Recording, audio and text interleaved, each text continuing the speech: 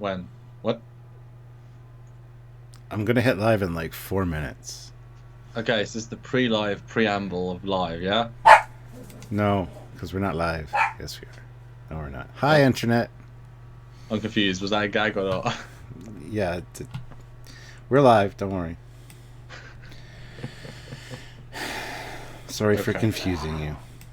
I recommend you put in the title episodes 2 and 3 of Discovery, just because that's not clear enough Uh, in the.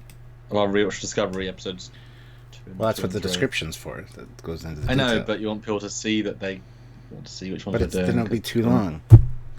Well, just EP 2 and 3. Hey everyone! I need a live chat, don't I?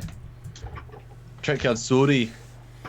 That's alright, Christopher. I guess you're Canadian. That's all I need to know. Just hear how you say sorry. Hello, Michael. Hello, Joseph. Hello, Captain George. Hello, Jimmy. Hello, Christopher. Hello, Derek. Hello, Car Galaxy Studios. Hello, Halifax. Hello, Ron Phillips. Oh, Jesus. So, looking forward to the release so I can rewatch it. Yes, I'm waiting to get the Blu-ray in a couple of days. I pre-ordered it for a month now. I want to listen to... Okay, I have to watch all the episodes again, don't I? To listen to the commentaries. I'm going to rewatch them. I'll have new notes and do videos just on the single line of a commentary track. I want to know all the things, because, you know, they record the commentaries after they'll finish everything, so we need to see what they think after the fact. Yeah. Michael got it. Michael Pollock, a romper room. Hello.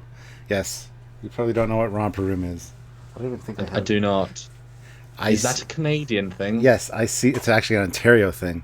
I see Ron. I see Joseph. It's the kids' show back in the 80s. I see Stuart Foley. Pokeroo, pokeroo, pokeroo. The Ontario peeps And- will understand. Yeah. You can say that all you want. Okay, I'm gonna post while you vamp talking about what we're looking at today. That's what we're looking at. We're gonna be. He's gone mad. That's right. They're gonna be looking at episodes 2 and 3 today. Says we gotta catch up, basically. So episode 2 is, of course, Battle at the Binary Stars, or Battle of the Binary Stars, or Battle for the Binary Stars, or Battle, I don't know, some kind of battle happening near or at the Binary Stars. And then we're going to do episode 3 as well, which is Context is for Kings, which essentially is the very first episode of Discovery, whether you think so or not. That's just the way it is. Well, yeah, it's after the flashback, hour and a half. Yes. And then it starts with a flashback 7 years earlier. It's a true story. So. Yeah. I'm gonna post. Yeah. Oh, they had Romper Room down in Chicago too, apparently, so that's good. Battle of the Non-Binary Genders. Okay, sure. Horrible 80s show. Well, it was a kid's show. Of course it was horrible. Samuel's audio is a bit low. I will turn that up there. Hello, hello, hello, hello. Now you're just annoying, but there you go. Sorry. Because I'm Canadian, eh? Banal at the library bars. Yes. Just gonna post about this post, eh? You do that. You're not Canadian, so don't even try. With the large thumbnail. Really? Should I put a moose in the thumbnail, or should I not? Really? Do I sound like that? Really? No, you don't. You don't. You have not got a Canadian accent, like pretty much at all. You haven't got an American accent either, but you just got a plain old. It's got a homogenized North American accent. Yeah. A little bit from I think everywhere. I don't think I've got a specifically distinct area English accent. I'm not London. I'm not Bromley. I'm not Leicester. I'm not Manchester. I'm far more generic English. Like you wouldn't know where I was except maybe Middle England, but that's not a unique branch of. Is that near Middle Earth? Yeah. Gotcha. Well, please don't talk like an Aussie. I will be pissed. Right, throw some shrimp on the Barbie. Go get a Foster's. I don't know. Foster's. It's Australian for beer, apparently. At least it was in the 80s. Anyway, we're not going to get into all that. So thank you guys for tuning in. We've got quite a few here. Samuel is just posting the links, and then we'll get underway with the discussion. Try to keep it around 2 hours, so an hour for each one. And as always, super chats are welcome. If you guys want to put in your 2 cents worth, literally, you can do so. Yes. And What's a super chat, Stuart? Because I don't know. It's not like we live off them now. super chats are a great way to support the channel. I hate saying this every time. They know what super chats are. It's fine. Well, But if you guys want to get your comment read or seen or question, you can definitely have that by doing a super chat, because it comes up with its own little window and we can keep an eye on it. The other chat goes by pretty quick sometimes, especially when you guys are all talking back and forth between each other and to each other. So if we miss anything, we apologize. We'll try to get to a lot of your comments. But yes, there we go. Super chats are important to help the channel out. woo! That button to click off audio things is getting less usable. The mute on your blue. Yeah. Yeah, me too. Mine's never worked since the beginning. I'll hit it, and then I'll try to turn it off, and it's like, I feel like I'm going to break the damn thing. So I try not to mute it here. I usually mute it on Skype if I need to. I don't even know how you can mute on Skype. I never have. Well, the little microphone icon on the bottom, you can just mute your audio. Oh, yeah. I do that when I'm coughing or whatever. I say, in my head, that to me it says turn off microphone, which is the same as mute, but it's not mute. It's turn off microphone in my brain, so I didn't connect the two. Weird. Hi from Tavistock, UK. I grew up in right beside Tavistock, Ontario. Right between Tavistock and Shakespeare, which is near Stratford. That has its Thames River. Yes, I know. We stole all your shit, and it's over here now. Because I'm in London now. And I am closest. Got more distance. Yeah, there was a bunch of that in this damn episode. God damn it. I did not miss it in episode 3. Right? So let's start. How many notes do you have? Because I literally don't write anything at any point except to make notes. It's the only time I use a pen and paper now. The only time I've got the is same for for these reviews. I got the same for each, which is a page and a half, and some good doodles. This one's got the black badge doodle. See, got a black badge. See, that's pretty good stuff. I have a page and a half for each. Nice. Full A4. A lot of things. And it's interesting. Now, when you were watching this, were you... Because the first one, I was able to sort of enjoy it as an episode, or not as much, but like as a whole piece. But first one, for some reason, I was very focused on all the small things. I couldn't quite enjoy the big details. I don't know, because I wanted to write notes, but how did you feel rewatching this after... I mean, we've never seen these episodes again. How did you feel in general, and what were you focusing on? And it's funny because usually the first run through you watch it once, then you go through, watch it again, take notes. So this one I was just watching it again, taking notes. So I kind of had to pause every once in a while to write down my points so I didn't miss anything, which was kind of disjointed.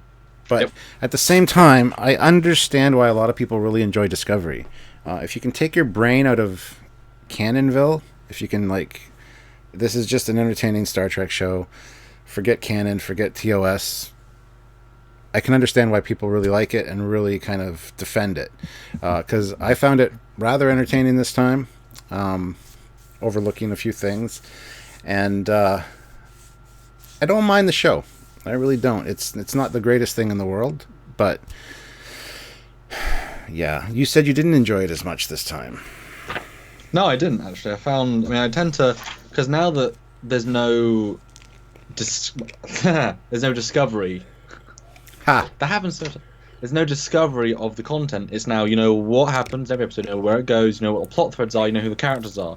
Now you're just focusing on the scene by scene elements, and so everything that sticks out more, well, I don't have to think, oh, where's it going? I know exactly where it's going, and so every little thing that I know doesn't quite connect or is a problem, I'm more able to be like, well, that doesn't quite work.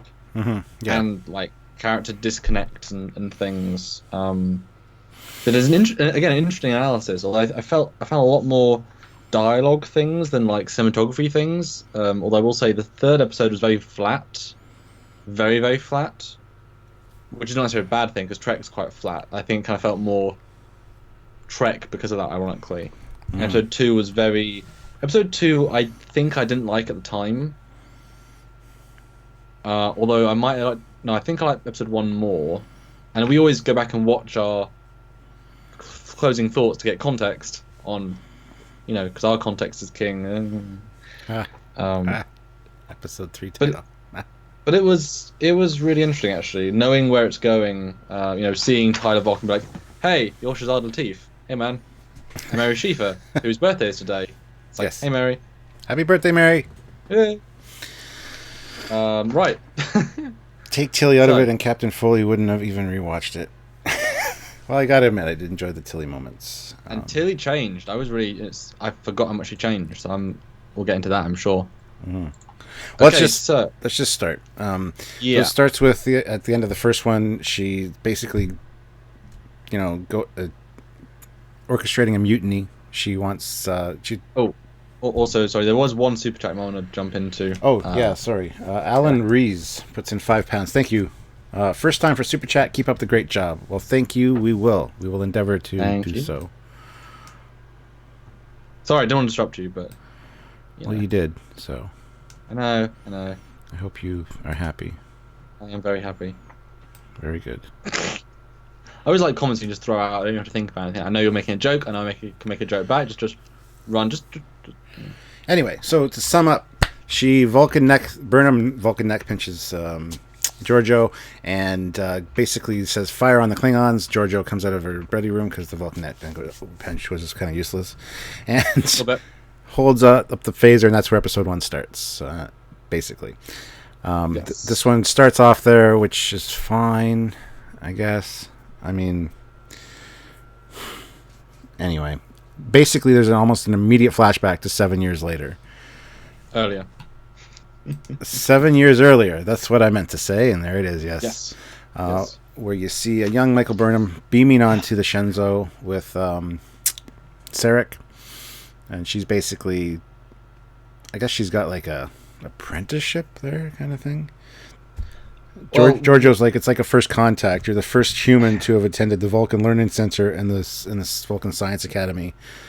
So you can see my analogy. And she's like, not really. Yeah. I'm like, oh, okay.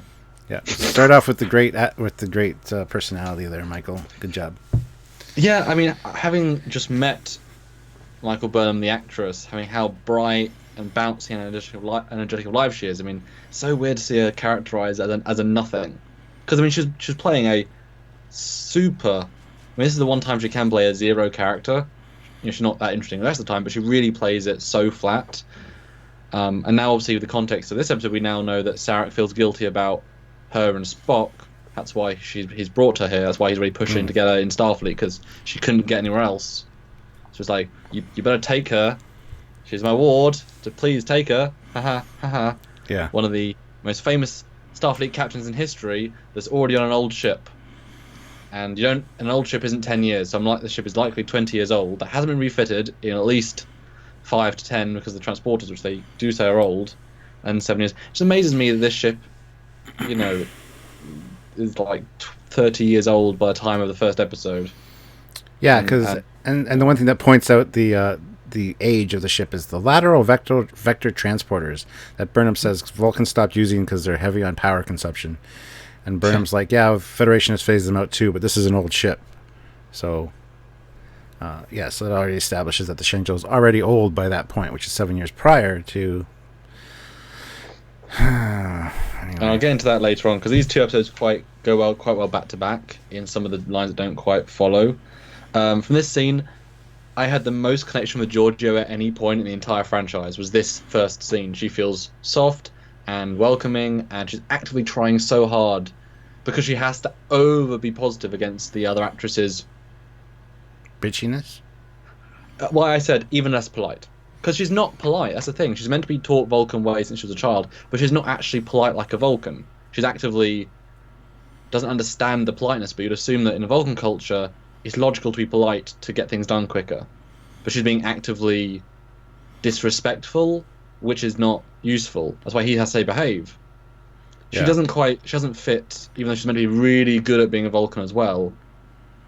And it's like, well, you're a bit rude. And Spock wasn't that rude. She comes off as trying to be superior, I think.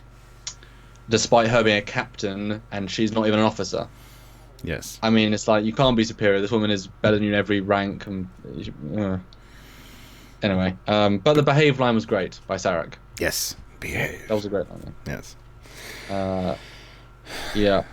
So that basically, she takes her up to the bridge and establishes, this is your home. And the first look at Saru, they kind of have a back and forth glance, and it's like, okay.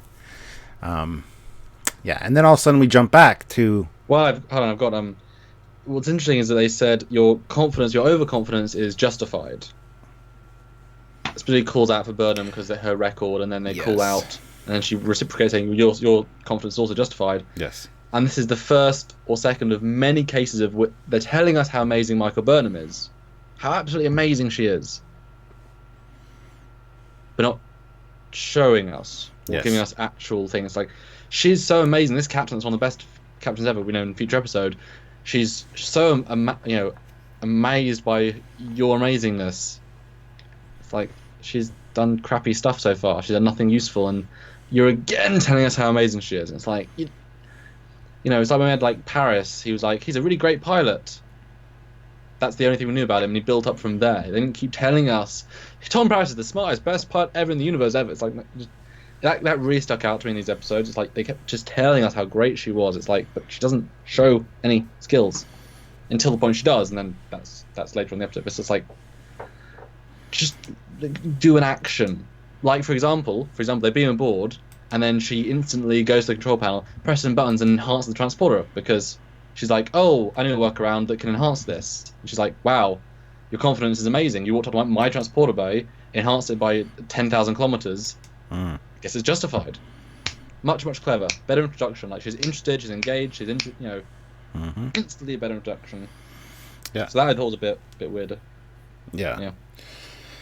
Then we can move back to modern times, and Giorgio's got the phaser, and basically take Burnham to the brig. So she gets sent to the brig. No big deal. But then all of a sudden, there's warp signatures incoming. And Giorgio asks, is it Starfleet? Nope. It's Klingon warp signatures. Well, that's what Burnham says. And all of a sudden, yes, 24 ships warp in. And that's when we find out there are 24 houses on the High Council. So that's representing every one of the houses has showed up with one vessel. I don't know about that, but okay. And the classic line of, I guess no one was busy. Exactly. Every single head of a house was able to simultaneously arrive at a place, having all started from a different location, at different speed ship, all being summoned in the same day, and none of them are busy. Unless they were told to meet somewhere and they didn't know why, so they were all kind of staged in the same area, and then they got this call to warp to this location. But they're not at peace. They're not united. So you can imagine they wouldn't call. The only reason they all came together is because of the light of Kalos, the torch. You don't think all 24 houses would just chill out. It's like, we're all sort of enemies. Let's go for dinner. Like, all sorts of enemies. I can't do the damn voice. I'm sorry. Yeah. And then... Yeah. Yeah, and then we're almost instantly treated to another flashback. Yes. Of T'Kuvma as a kid, saying that the sarcophagus ship was his father's ship, belonged to his father. Upon his death, it lay abandoned until, unless it is shared by all. Basically. So, this is T'Kuvma of House T'Kuvma, right? Sure. That's the implication. Yeah. And normally you have multiple people in your house because a house is one of 24 big ones. Or if it's not a house, then I don't know. It would be weird if you're the only child of a Klingon and your father dies, and the biggest ship ever in the Klingon history of ever, the biggest ship in anyone's fleet ever, because it's bigger than any Federation ship, any Romulan ship, any whatever ship, we assume at least Romulans, it's like half the size of Borg, third size of Borg cube, and they say, yeah, we'll leave our ceremonial holy ship, and they call it a holy ship later. It's like, yeah, the guy that owned it died. Let's leave it on a planet because no one gives a shit. But it's accessible enough for kids to run around it. This is a ceremonial ship of the dead, and everyone leaves it. Yeah. Just have it be. It's just another stupid scene, just for the. I don't know. Have him steal it from Kronos. Have it just been in orbit in Kronos, and he steals it, and that's how he becomes an outlaw, but a radical outlaw.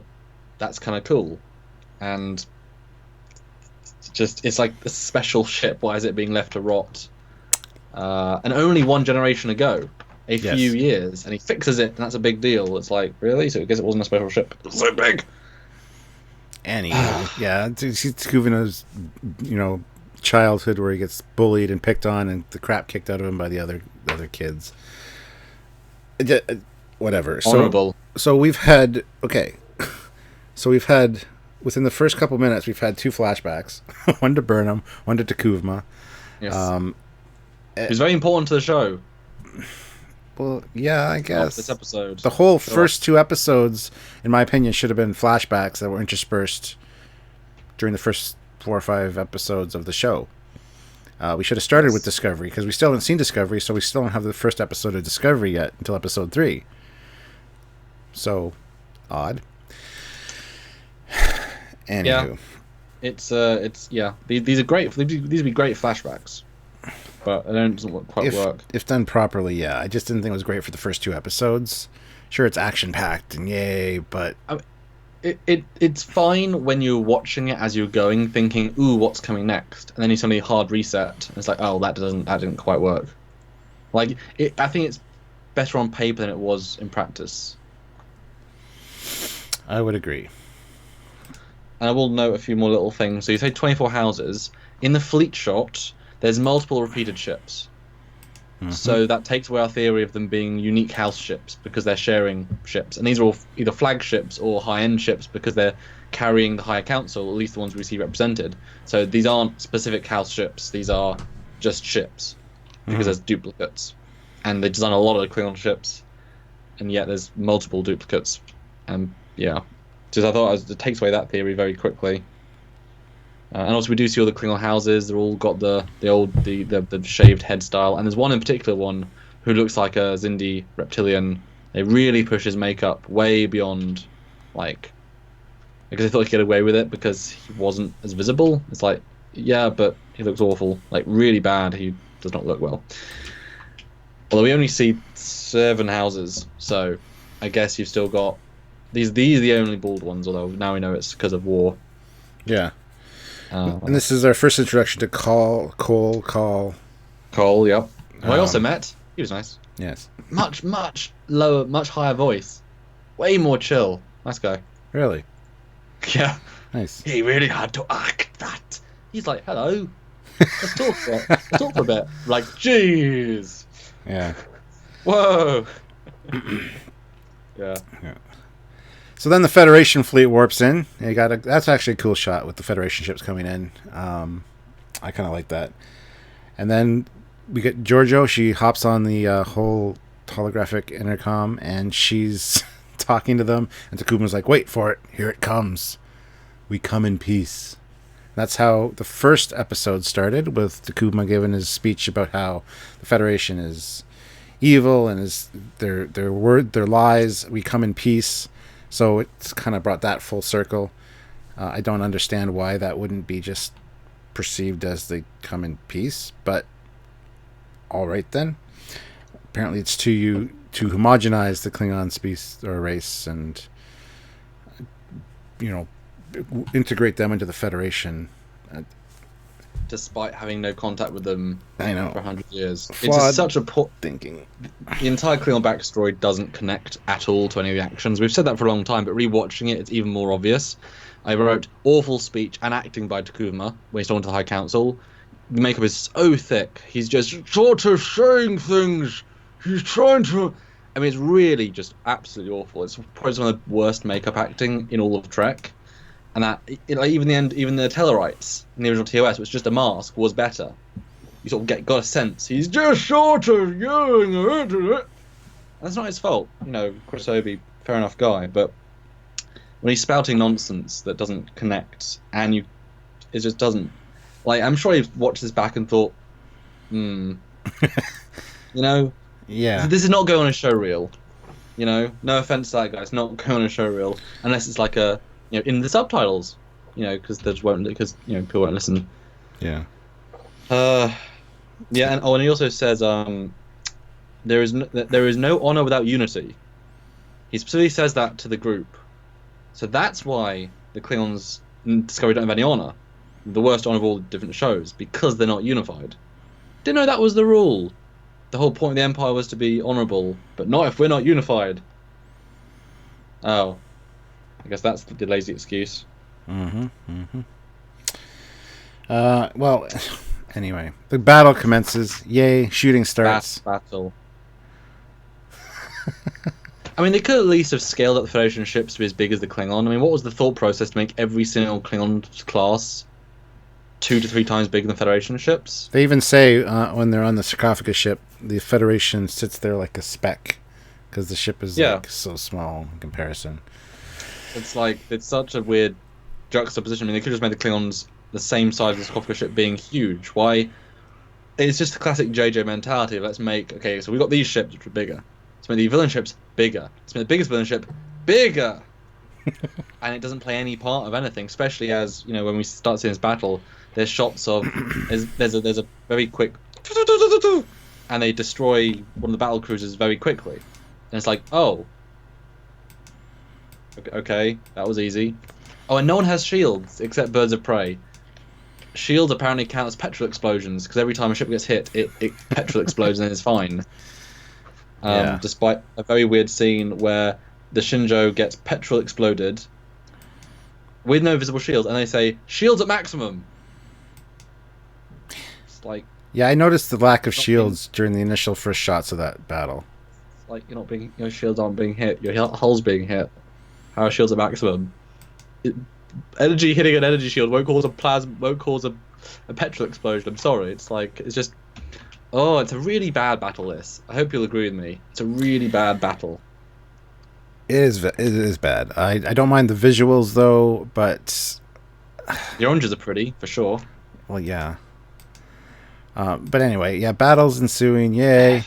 Burnham's in the brig, but... But it's not exciting. The battle's not exciting. It just sort of is a couple of things... And given this is like a 50 ship... This is the biggest ship battle since DS9, which were exciting. There's just no energy in this one. It's sort of a few things doing a few things, and did you notice that? And I'm sorry, but the battle stuff's superfluous. Once we get back into the character stuff, did you notice how they focus on a couple of ships getting attacked? Both the Federation ship at first, and then the Klingon ship they target. Both ships are both standing still and not firing. So anytime we specifically show, let's attack a ship, that ship's standing still and not doing anything.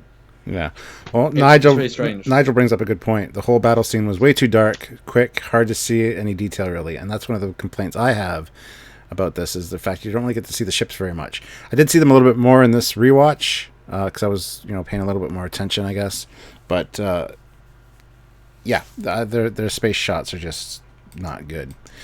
Well, you just don't get a sense of anything. And they keep cutting to the inside, and no one on the inside has the same level of energy or pace or drama that a 50+ ship battle would justify, where this massive battle, which is you haven't had all the Klingons in 90 years, and they outnumber you, and they're all more powerful, and no one really feels as if they're in combat beyond a few sparks and a few camera movements. It's really there's such a disconnect between what we see and what we see. It's really strange. Speaking of that, the next thing I wrote down was Ensign Connor, because Giorgio, the one panel explodes and the guy gets thrown to the floor, and she's like, Ensign Connor, are you all right? That's the dead guy. I finally know his name. I didn't catch it the first time I watched it. Yep. Or in the Mirror Universe either. But yes, Connor. Yeah. And then he basically is told to go to sickbay, and the next scene is Burnham in the brig, and he stumbles in there because he's shell-shocked or confused, looking for the doctor, and then starts saying, we are explorers, not soldiers. We joined Starfleet, and then he dies because the hull gets blown apart. So a summary of the Trek values being flushed out. Yes. I mean, I think literally that's what it's trying to be, because in several panels I watched, and they were saying, Stamets was saying, the actor who plays Stamets, Anthony Rapp, he was saying how season 1 we had to go to the dark place to be able to pull ourselves back out of it. And so I think they deliberately killed the guy spouting Federation rhetoric as an implication of, okay, now we're going past that. that scene was really good first time around. It really played poorly this time because he doesn't. He's just this weird. It's this non-character saying something that doesn't connect with the scenes. To a woman who doesn't connect with the scenes in a brig that's way too big for the class of ship. It's like a light explorer. Why is the brig big enough to hold like 130 people? I mean, the Enterprise Economy 2 class had a brig that could fit like 6 people, and it was. Are they doing prisoners? Is that a big thing about these vessels? The NX-01's brig was like 3 benches. Why is the brig this big? Why is the brig this big? That the design form follows function. This brig is there to say, right, we're going to take at least 150 prisoners on a standard mission. Anyway, moving on from the brig. It freaked out to me because they could have built a small brig set and put the money into things. Like that was a conscious choice. And then when you see Laurel at the end of the season, she's one woman. Make a smaller brig. Well, yeah. It's alright. Just lots of things bother you. Yes. All right. So moving along, because we're like half an hour in, and we're only like almost halfway through this episode. So next thing, of course, the ship gets just basically destroyed. There's hull breaches from decks 1 through 9, I think, and there's a force field around Burnham, and she's got this magical, mythical connection with Sarek. They can have real-time communications over the galactic plane or something, and Sarek kind of cuts her to the quick and says, "You know what? I wouldn't risk my mental stability just to chat with you and say goodbye." It's just a weird conversation. It's a weird thing, but ties into that whole Vulcan mysticism thing. Ugh, no. Well, it is interesting that he put some of his Catra inside her. That's a big deal. That's a really, really big deal. Okay. Pretty much. Which this does mean that, logically speaking, Picard and Sarek do the same thing if he was well. Because they mind melded and did some really special things. Spock sensed. I don't know if you put Catra in him, but does that mean McCoy and Spock could have Catra connected? Because he literally had his entire brain in him. I'm sure they could. I mean, Spock got some McCoy's weirdness after that, because in Star Trek 6 he's like saying only Nixon can go to China, things like that, which are something McCoy would say. So there was kind of, in the novels, there's this kind of mixed up. They both have elements of each other in their heads. So although it's interesting, Vanilla Gorilla, mythic real-time communications, you mean like T'Pol and Trip and Enterprise? Yeah, that did happen too. I think there was a specific reason for that, though. I don't know if I remember that. Yeah, they were like, dude, why are you in my dream? And they dreamt about each other, and then that wasn't Koch related though. That was something else. I thought they technological. I thought they did something telepathic, and then technology supercharged them a little bit. But yeah, good point. Yeah. Anywho, then on the bridge, Saru's like, "Yeah, we've got hull breaches decks 1 through 9. Burnham might be dead." It's funny how then a few minutes later, no one rushes to save her. It's like, just beam her out then. If you're that concerned, then they forget about her. Then okay, just why isn't she saying, "Quick, go to the bridge"? One of our officers. I mean, if you're that concerned about your first officer, send someone right then. Don't not react. But also, why are you so concerned with all the people dying? Yeah. Well, that being said, I did really appreciate the realism of the battle, the fact that you saw the damage on the hull and you saw the force fields. I thought that was really cool. That's something that TOS kind of was lacking.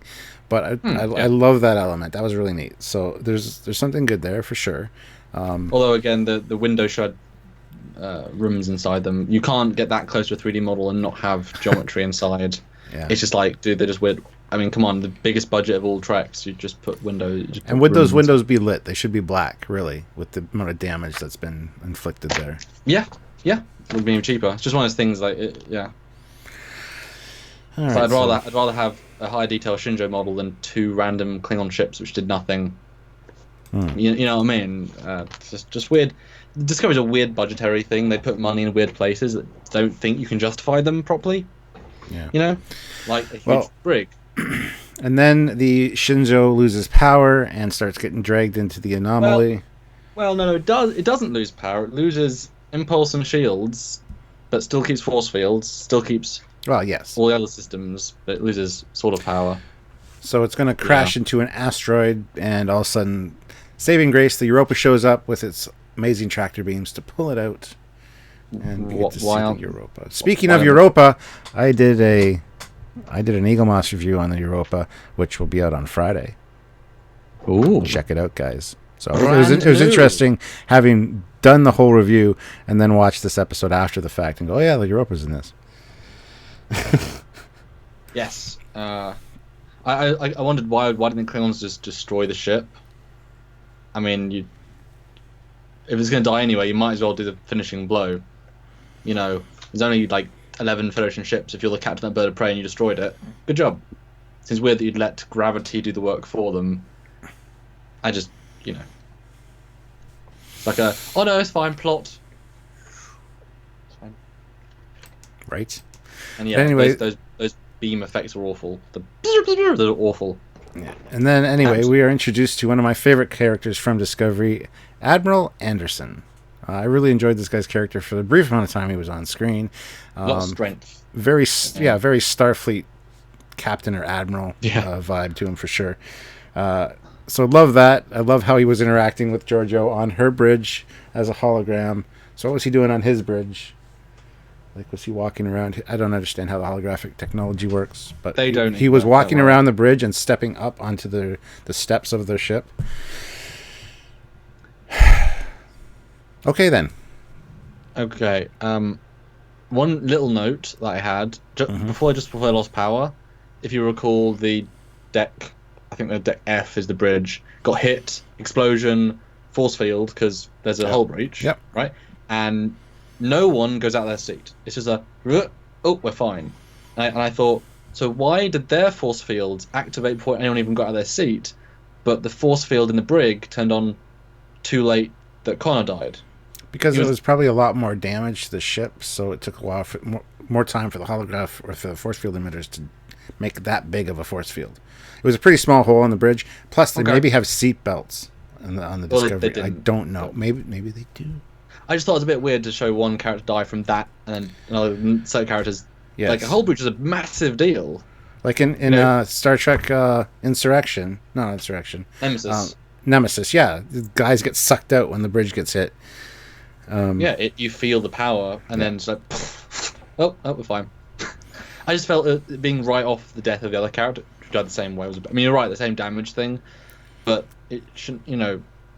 It just felt a bit strange.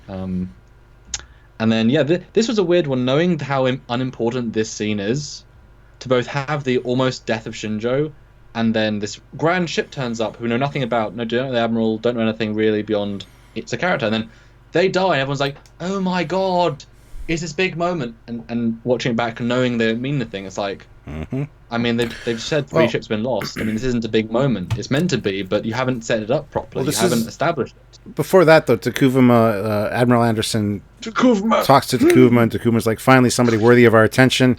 We're going to talk. We're going to talk this out. And ceasefire agreed. Yeah, so Admiral Anderson's like, all right, cool. I got this. You know what I'm saying? And then all of a sudden, the Cleave ship starts cutting into the Europa. An invisible ship, this large anomaly shows up, and they're like, what's going on? And yes, all of a sudden you see the Europa starting to get cut in half, which is a very cool scene. It is, but it's not earned. It's not.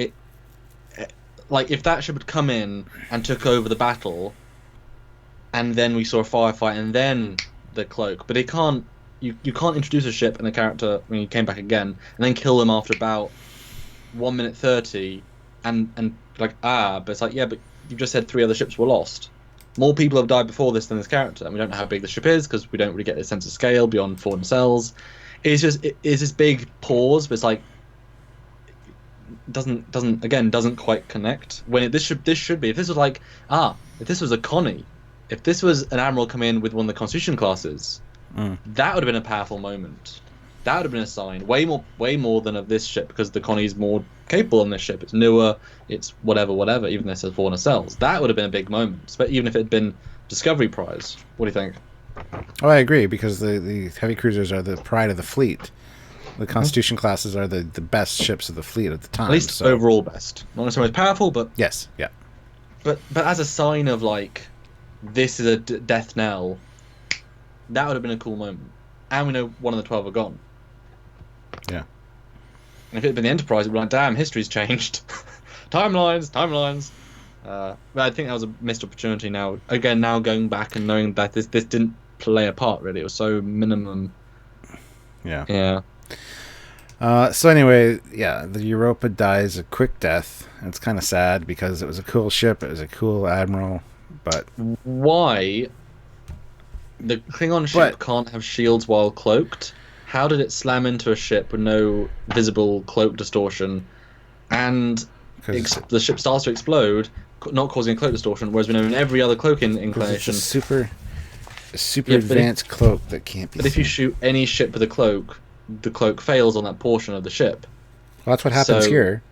The cleave ship starts cutting into it. Off. Well, I don't think the cloak turns off. I think it's because of the damage.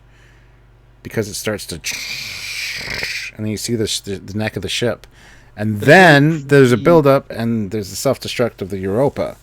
Yeah, but it's already pre-smacked into it, and there's no visible... Like, the Europa's already exploding before we even see the ship decloak. So there's not a literal... You know what I mean? Every time the scimitar got hit, you saw a ship. In this, it should have been you see the ship, and then it decloaks. I know, it just, again, the reveal didn't quite work. And again, they said, again, I noticed lots of little things in this, because again, I'm really sort of trying. They said, strange energy signature. It's like, no, the same one from the cloaking device from 13 minutes ago, or from yesterday. Why are you questioning the energy signature? You have it on record. It seemed like a strange, again, you're meant to forget what happened last episode. You know? He's re-revealing his cloak, even though he already revealed his cloak. It's like, you already had your cool they revealed the one on the one ship, but they didn't know there were more cloaked ships present, and it could have been a bigger ship, could have been a smaller ship, could have a different signature. So I can kind of buy that. Well, it's a power signature though, and cloaks are the same power signature. I feel like that's getting really nitpicky. It just stood out on this one. Yeah, this thing didn't play as well.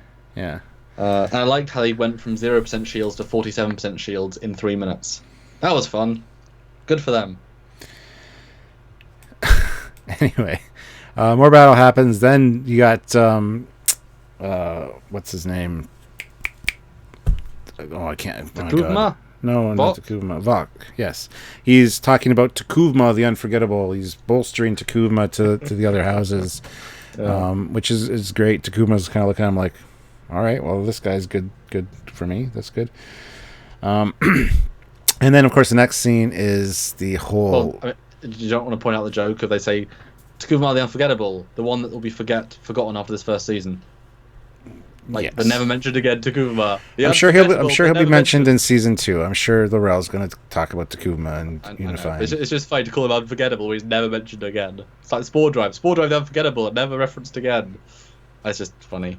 And did you like how the new fleet of Klingon ships all arrived at the same time again, and they destroyed more Federation ships? Like, just there's a lot of honor in outnumbering a fleet of, you know. Well, they're not going to really go one-on-one if they got other ships in the backup. That's not honor per se. You got to win your battle. So, but it's just very weird. They deliberately showed another 6 ships coming in. Like, they need even more ships. Now it's like, well, yeah, those ones were late to the party. they've been warping for a while. So, anyway, the next. Oh, sorry. No, I was going to say the next big thing is the brig evacuation protocols. She's trying to talk to the computer. You missed Takuvma saying hi to Lady, and that was his clearest acting. I thought Takuvma, when he was speaking English, I guess with different teeth or something, when he was talking on the view screen, you can understand him clearly. That was really good dialogue. I was like, oh, that's got some grit to it. Well, yeah, it does when you're speaking your language that's not made up. It's still better than the other times. Like, he suddenly could do it a lot clearer. I was like, why aren't you doing it clear the rest of the time? Yeah. And a view screen worked really well, better than holograms. I know I said that last time, but I agree with myself. Yeah. Brig evacuation protocol. She talks the computer into saving her life because the computer's like, you don't have access to that right now, but prisoners their lives are important, I guess. And so she talks the computer logically into letting her evacuate the brig by opening a small hole. And this confused me because the hallway across from her, there's a force field and a door. So the computer drops the force field, the door opens and closes really quick. Wouldn't opening that door let out or blow out a rush of air, and then she would just go straight out again. Exactly. Unless there's another force field like sectioned off behind the door that the computer closed, but still that little section of air would come out. I think it's not a vacuum in there. Oh, in the force field. Because they're in a force field hull. Yes. There's no gravity. Although she does go cold and white, which implies no atmosphere. But I think there's not a pressure difference, maybe, because there's obviously no gravity, but there's a force field out in the outer. There's force fields in the inner. I know, but there would still be the vacuum of space in between those because of the damage, and then the closing it off. It would still be space in there. I guess the computer's clever enough. The computer's probably clever enough just to decompress the inner portion of that room. Yeah, that's and then she comes in and repressurizes, and then it blows her ears out because the pressure changed from literally 0 to I'm alive now. But that was my favorite scene, I think, of the episode, because it was like the first time she's shown intelligence as a character. Like, she's doing something smart rather than being told that she's smart. So good for them for the scene. But they should just have beamed her out. I just thought, well, just beam her out. Oh well. Because at what point is a second officer, when you're in mortal danger, at what point is a second officer still quite useful? Because I'm pretty sure in older Trek they brought the guy who's in the brig or confined to quarters, they brought him back out to do a mission because they're quite important. Like, you wouldn't leave them in the brig to die, you would get them out of the brig. Pretty sure that's a thing. I don't know. Like it must be a thing. The pressure in her cell and the vacuum would equalize within the new shape of the shelf. That makes no sense. Or the shield. Okay, but no, I don't think so. I think it's more likely that one of the sections of corridor behind that door was sealed off with a force field. Yeah. A little bit was blown out, but not enough to push her out of the way, and then the door closed, the force field dropped, she probably rolled, and then she was fine. But anyway. Well, was she being guided by gravity, though? Because... No. Are you sure? Because she's damn straight line. Well, yeah, because it's space. Whatever way you get blown is the way you're going to go forever until you stop, until you hit something. It's true, but if there's... But wouldn't the air get sucked out, which means she'd be pulled out towards the breach? Unless the force was working fully, then there should be atmosphere inside the hull, which means she shouldn't be going white and dying. We're splitting hairs here. It's fine. Well, like I said, I like the scene. I was fine with the scene. It was an interesting scene, yeah, but it was just confusing. It wasn't really explained, but I don't think it was supposed to be. It's suspension of disbelief. Did you notice how Takuma says a few moments before this how they've taken losses, but Starfleet's taken more? If they took losses before the other fleet turns up, that means several High Council members are dead. Because any ship you lose, that's a High Counselor of the Klingon Empire. That's I'm sure the counselors aren't on the ships. The ships were just representatives of the houses. Well. So if you're being summoned by this crazy cool thing, you send. You wouldn't send your counselor, your head people into Federation space, because it was Federation space. Giorgio made a point of saying, yes, your artifact is in our space. So you're not going to send the head of your house to. You'll send a representative. You'll send one of your higher ups, but you're not going to send the head of the house. And those communications were probably linked via the ships to the heads of the ship. Yeah, because Call wasn't there. Call would have made a point to kick Kuvuma's ass. That's true. Well, he would have beamed over instantly. Yes. Well, again, this whole problem of them leaving doesn't work anyway. Okay, so you think they were just. They were summoned, but they didn't like Takuma, so they just sent a random ship, which would explain why they're just any old ship. They're not like the fleet ship, the house ship. It's just ships. Okay. Yeah. I buy that. But still, why didn't the Klingons finish them? I mean, they left survivors to tell the tale, but you pick one ship and you kill everyone else, but they didn't kill everyone else. Yeah. Just seems weird to stare off against a Federation ship for that long. Yeah. Anyway, the next thing is deciding what to do. We're going to load up a sled or a work bee with photon torpedo warheads and have it pilot over. And then no, we're going to talk to, we can't kill Takuvamo. We've got to actually capture him. That's the only way we can make peace with the Klingons, is to have him not be a martyr. So Giorgio decides, okay, fine, I'm going to beam over with Burnham, blah, blah, blah. But there's a lot of dead, useless, lifeless husks floating around, which apparently these Klingons care about. There is a speech talking about if you died in your sleep, then you're just an empty husk. But if you die in battle, then you're an honored dead. So we got to recover these bodies, which doesn't follow anything. Doesn't really tie in with what they've established in TNG. But he is a radical extremist in True. a sarcophagus ship. True. So I mean, he's not doing. And they said there's no honor and not unity. So he's not doing normal Klingon things. Yeah.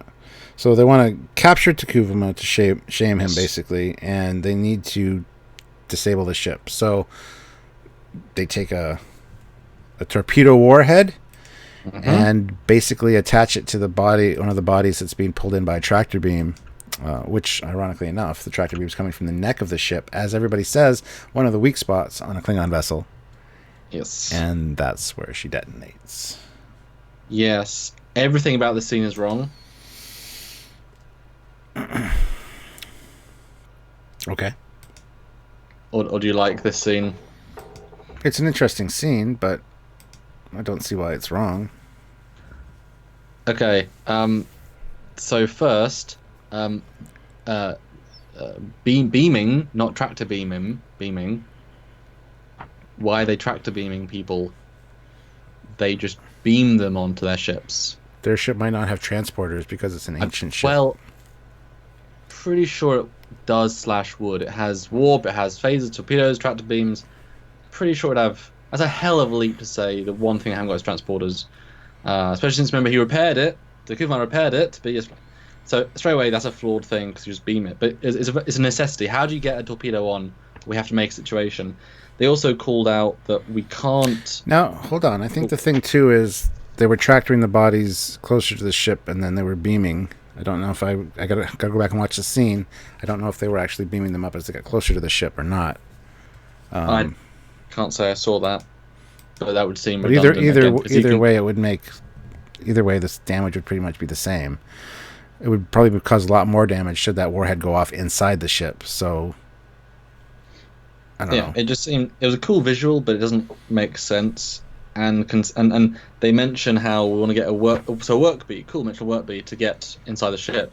But they say we can't beam a warhead inside the ship because of the shields, but we can fly a work beat in their shields to blow up the ship. But nobody has shields. That's what you talked about earlier in this battle. No one has shields. But they said they have shields. They called out we can't because of the shields, but we can still fly into their ship because they're. I know, but they're writing. It's. I know, but they've contradicted themselves a line later, and then they tried to beam it, and they just this whole strategy. I think is somewhat not very good. I mean, hey, ends just by the means, I suppose. And then they blow it up in a single small. Because we know a foam torpedo is a certain size. That's the full torpedo yield. That's as small as you can make it to be effective. That is just a single torpedo core, not a full torpedo yield. It can't be. Otherwise, you make torpedoes that big. How the hell did that destroy a vessel's neck, which is hundreds of kilometers? Like, a torpedo is not that strong. It can't do that sort of damage. And there's no secondary explosions in the neck of a craft. If you put flammable systems in the neck of a craft, slight flaw. Yeah, and then it then blows up the bridge as well, which is not fully connect. The way they were playing the scene, I assume there'd be multiple torpedoes aboard. Then that would explain why, and then secondary explosions. But it's like one little torpedo blew up the entire neck, and it's it goes like. Although we know it doesn't separate because it's fixed in a few months. It's fine, and that it's a really big explosion for a not justifiably big explosion. Again, a bit weird. Okay. Yeah. Okay, so they beam Giorgio and Burnham over, and they have this big scuffle with the Klingons. Giorgio gets stabbed, in which case, at the same time, Burnham shoots Takuvama in the back, which is fine, I guess. And then the stupidest thing in the history of ever happens, where Saro's like, I can't beam her back if I don't have life signs to lock onto. Okay. Sure. We know where she was a second ago, but when her life signs ended, she's probably on the floor right underneath that. Just grab something with the tractor, with the transporter. I don't know. Yeah, I just want to. Someone J Wiggs says torpedo inside a ship is like 30 nukes going off.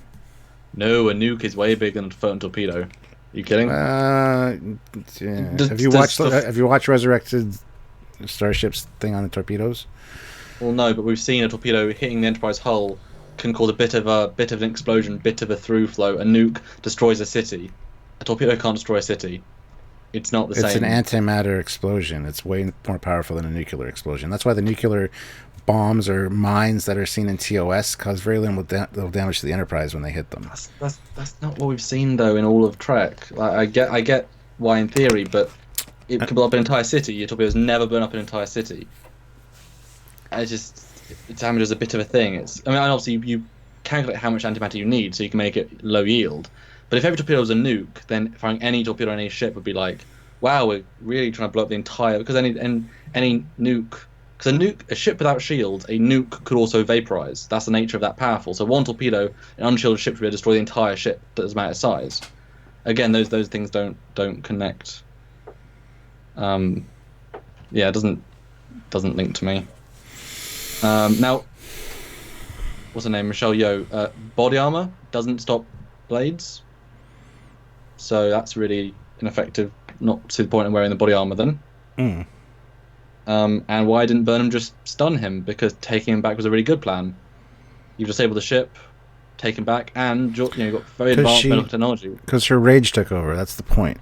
And she felt bad about that because she was trained to be a Vulcan and she shouldn't have emotional outbursts, and basically that's what happened.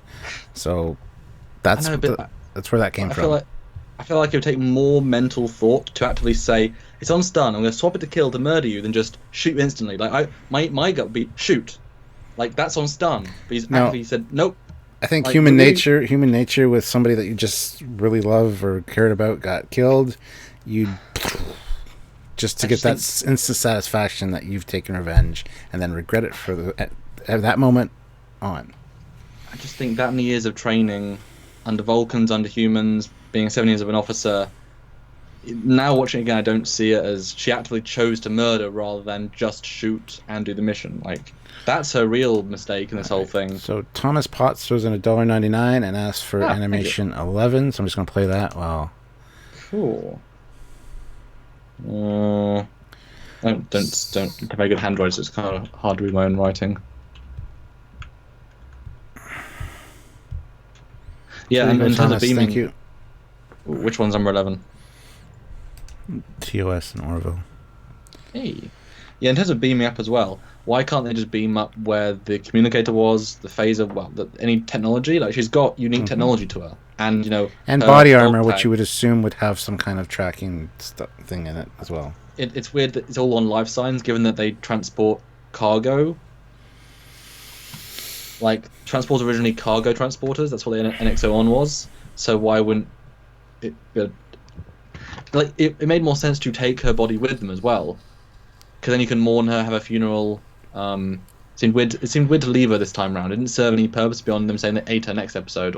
Well, it served purpose for Burnham to be whiny about it for the next couple episodes until she meets the Mirror Universe Giorgio. I mean, it's establishing character. I feel like seeing her funeral will be even more powerful than... So then you have to deal with her. Well, there's still a funeral because we hear about that in episode 3. It's true. It's true. Yeah. So Saru pulls out Burnham. Burnham's kind of pissed about it, so it's another nail in that relationship coffin. And then Takuvama dies, and the little childhood poem they do. Or radical terrorism rhetoric. Kind of felt well, like that's it what most poems and things are. Yeah. They're just Fair enough. Yeah. The escape pods launching, super cool scene. Great to see. Although the pods look like shuttles, which is interesting. I got confused by this scene, this shot. Because again, we now know where it goes or doesn't go. So, why would you launch escape pods in this situation? In what situation? It were in the Battle of the Binary Star. At Well, it's this over point, why? because the Skavka ship is basically crippled from the explosion. Mhm.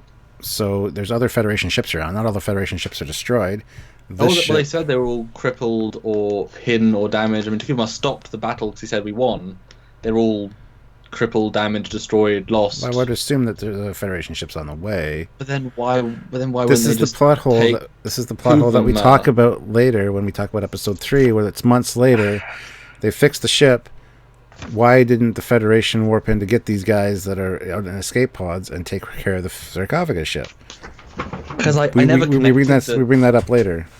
I never connected these people leaving. Doesn't make any sense because if they had the shuttles, they could warp out. They could leave. Which we assume is sort of what the JJ ones did. But escape pods, they have to get picked up by a bigger ship. If there's a bigger ship there, then you would deal with Takuma. You'd track to be in the sarcophagus ship. You'd be on board. I mean, the whole point of capturing the leader was to capture the leader.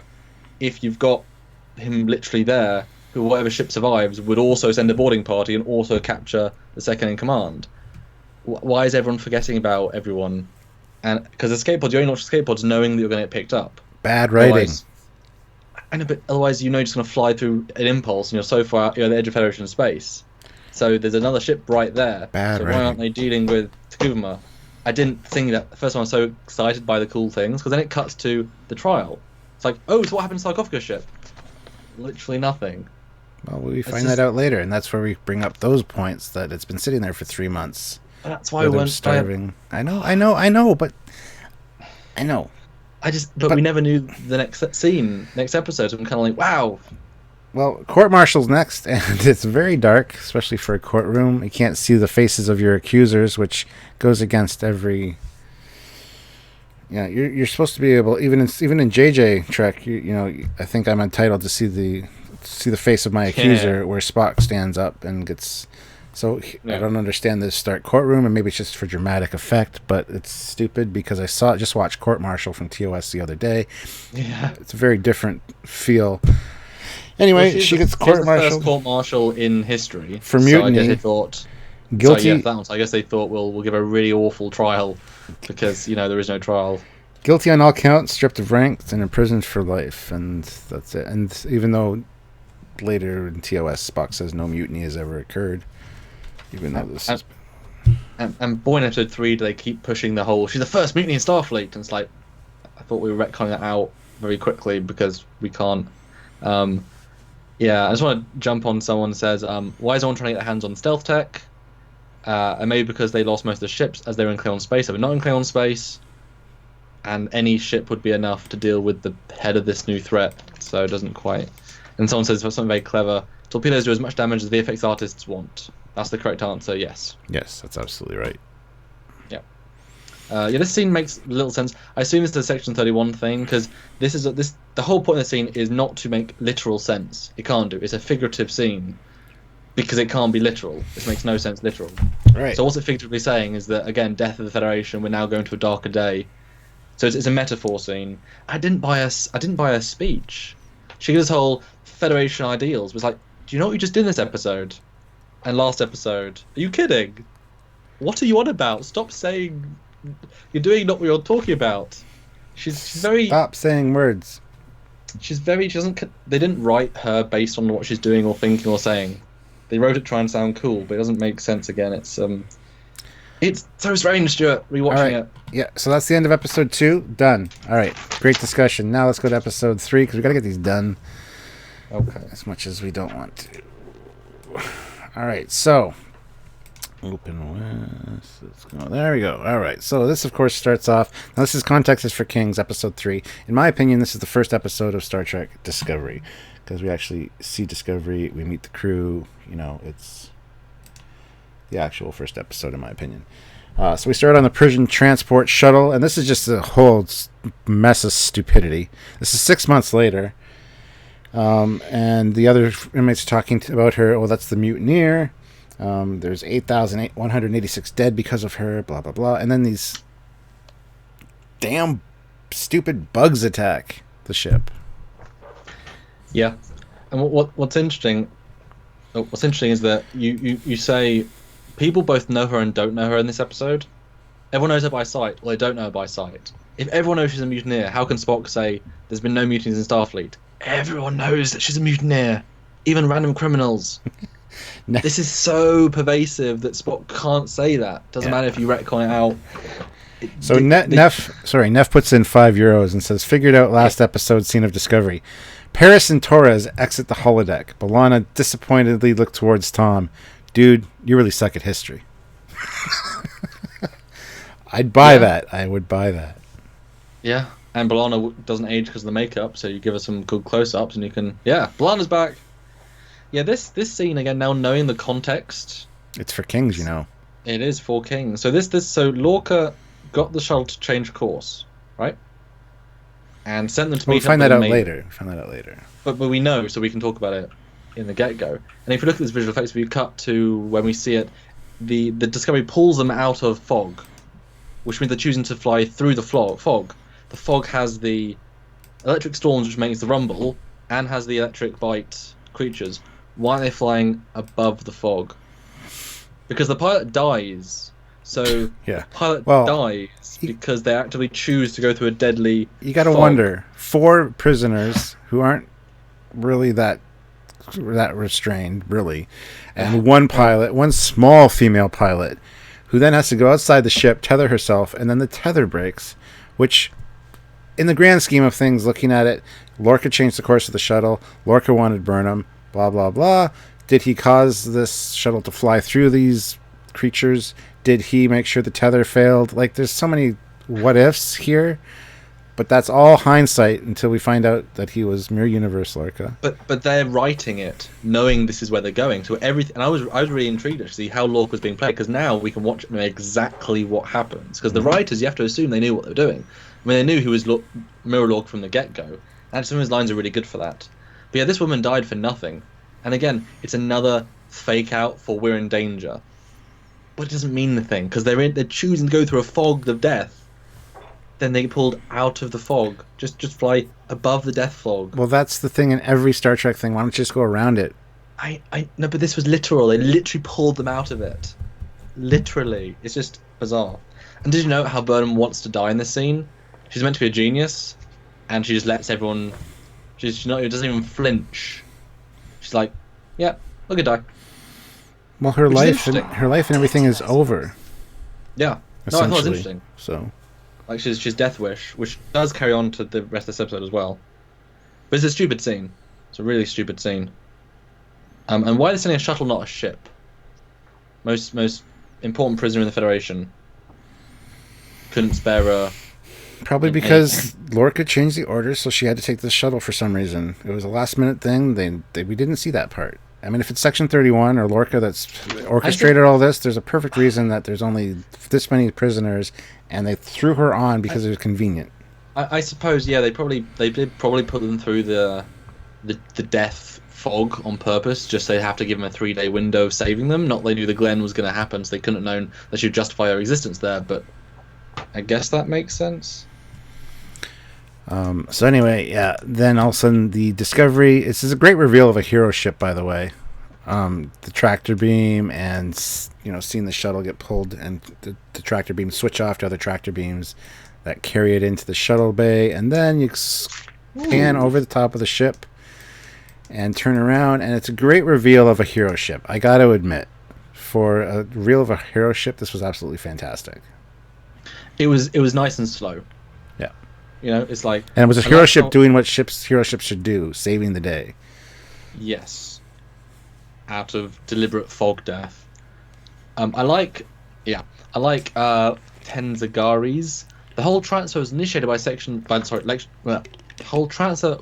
by Lorca. So I think the prisoners were actually Starfleet intelligence, or Section 31 there to test Burnham for Lorca. Maybe, because at the end of the episode they get put back on the shuttle and warped away, so we don't even know. Yeah, it'd be cool to see. It would be cool to see them again turn up and be Section 31 agents. That'd be cool. Yeah, I thought that was. And maybe the pilot didn't die. Maybe the pilot was part of Section 31 and she faked the death, kind of thing. They beamed her up right away, and. But as a test, Burnham let herself, she was allowing her to die, so there wasn't any she failed that test. Yeah. It's fine, guys. We'll die. It's fine. Okay, cool. Okay, so now they land, and I noted the black and red shuttle. Mm-hmm. Interesting that a science vessel has a black and red shuttle. Probably Section 31. Black badges, yeah, I suppose. That never talked about again until the deleted scene. And it's a specific Discovery shuttle It because it's is. a Discovery 01 on the That's side. all Discovery shuttles are black and red. Very interesting colours. Then we So meet that the queen yes. bitch of... I hate this woman so much. Commander Lantry. I just want to Yes. punch her in the throat with a bus. Who is no different to a mirror counterpart. No, I think Exactly. her mirror universe counterpart might have been a little nicer, like Yeah. a tad, because she wasn't on her. Oh. I'm not even gonna say it. Because that was such an obvious thing to have a B mirror as well. Now seeing the scenes, if they were both in it together, that would explain how he got so in charge. Mm-hmm. I mean, that would be so well timed. And then she died. He really would react to that.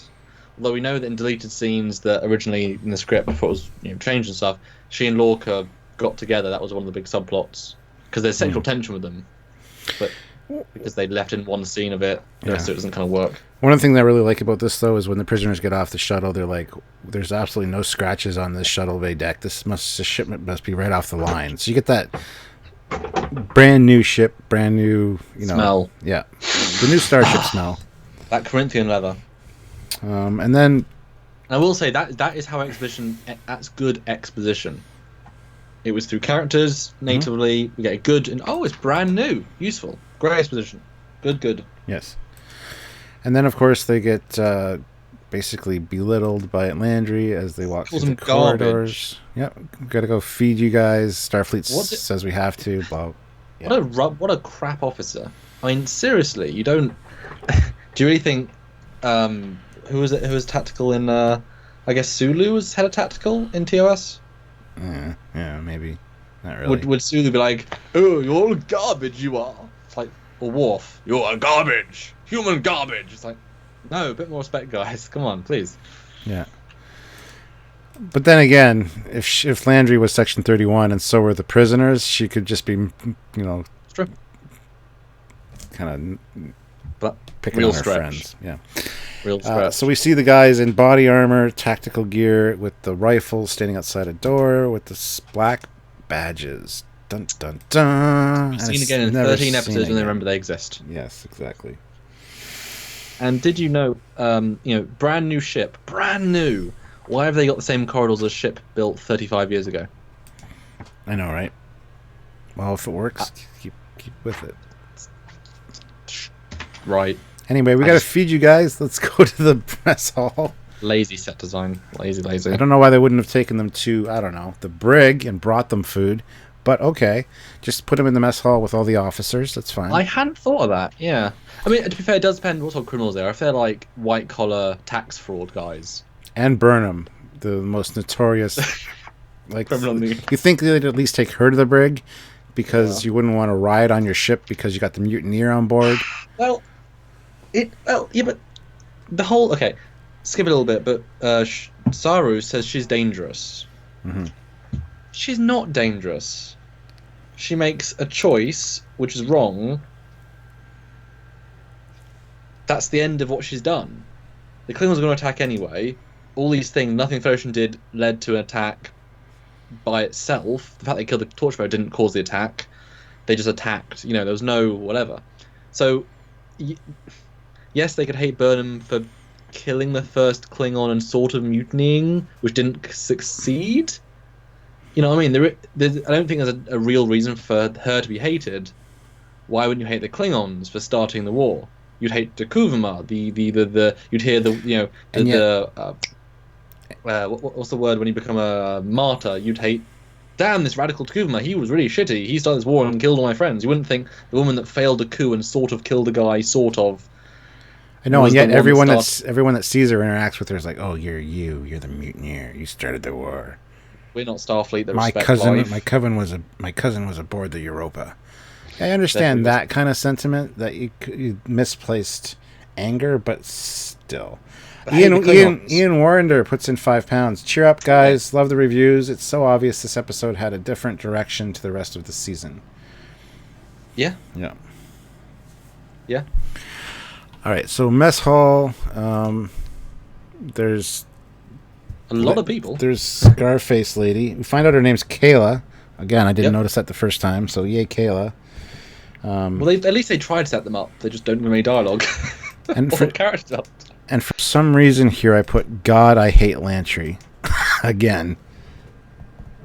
Well, she's just. That's the end of the scene, though, I guess. Well, no. Well, Burnham fights 3 people. Cool. With Vulcan Kung Fu, which, yeah, there's, Or Vulcan Kirk Fu.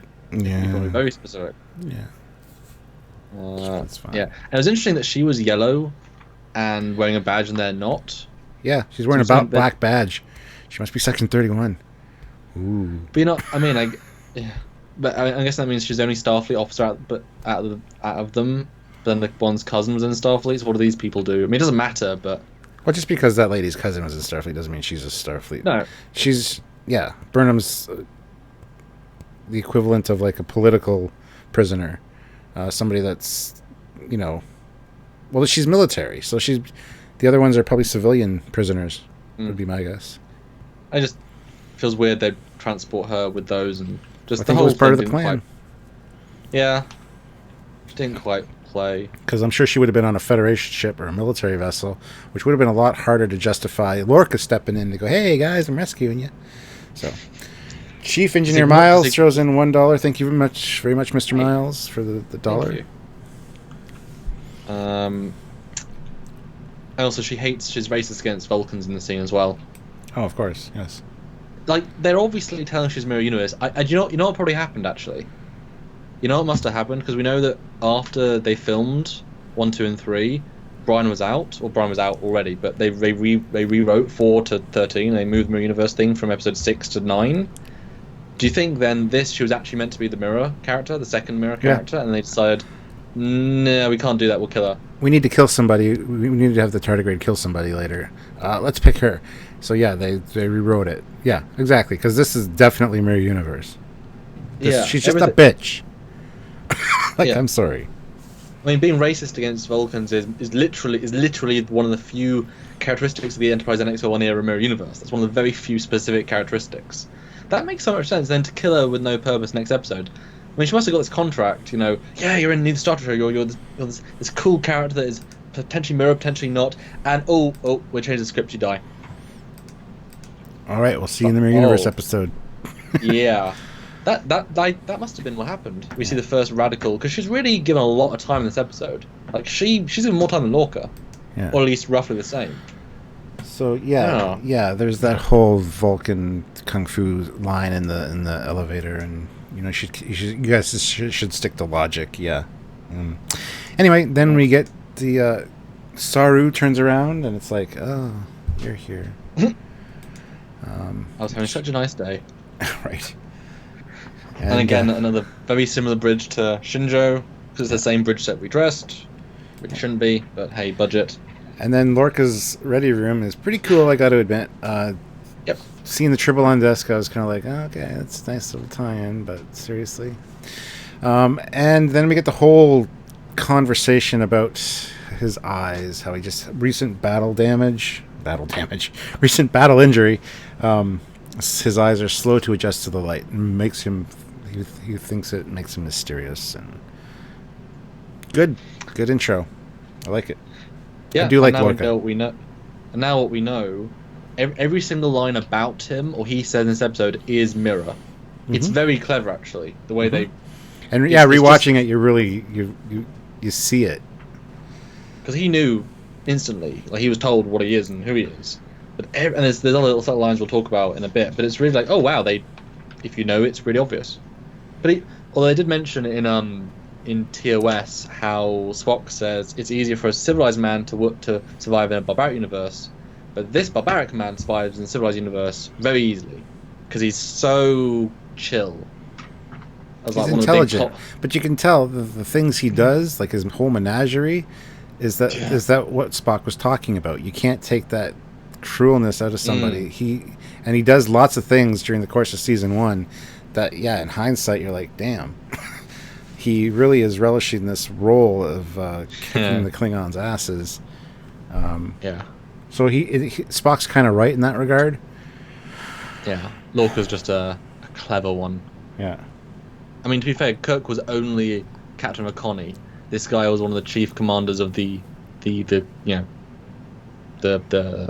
Empress. That's a much higher rank in terms of whatever. Mm-hmm. So we get an interesting bit where he calls out why he says, "Oh, Burnham, you're high level quantum physics. You know, high level quantum physics." Mm-hmm. It's like, no, she's a xenobiologist.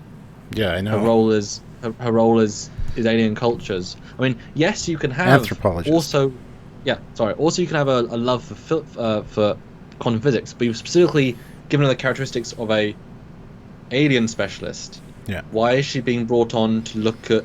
And we get later on, she's also a coder, high-end code. She's a person. genius. Yes, she's a Mary Sue.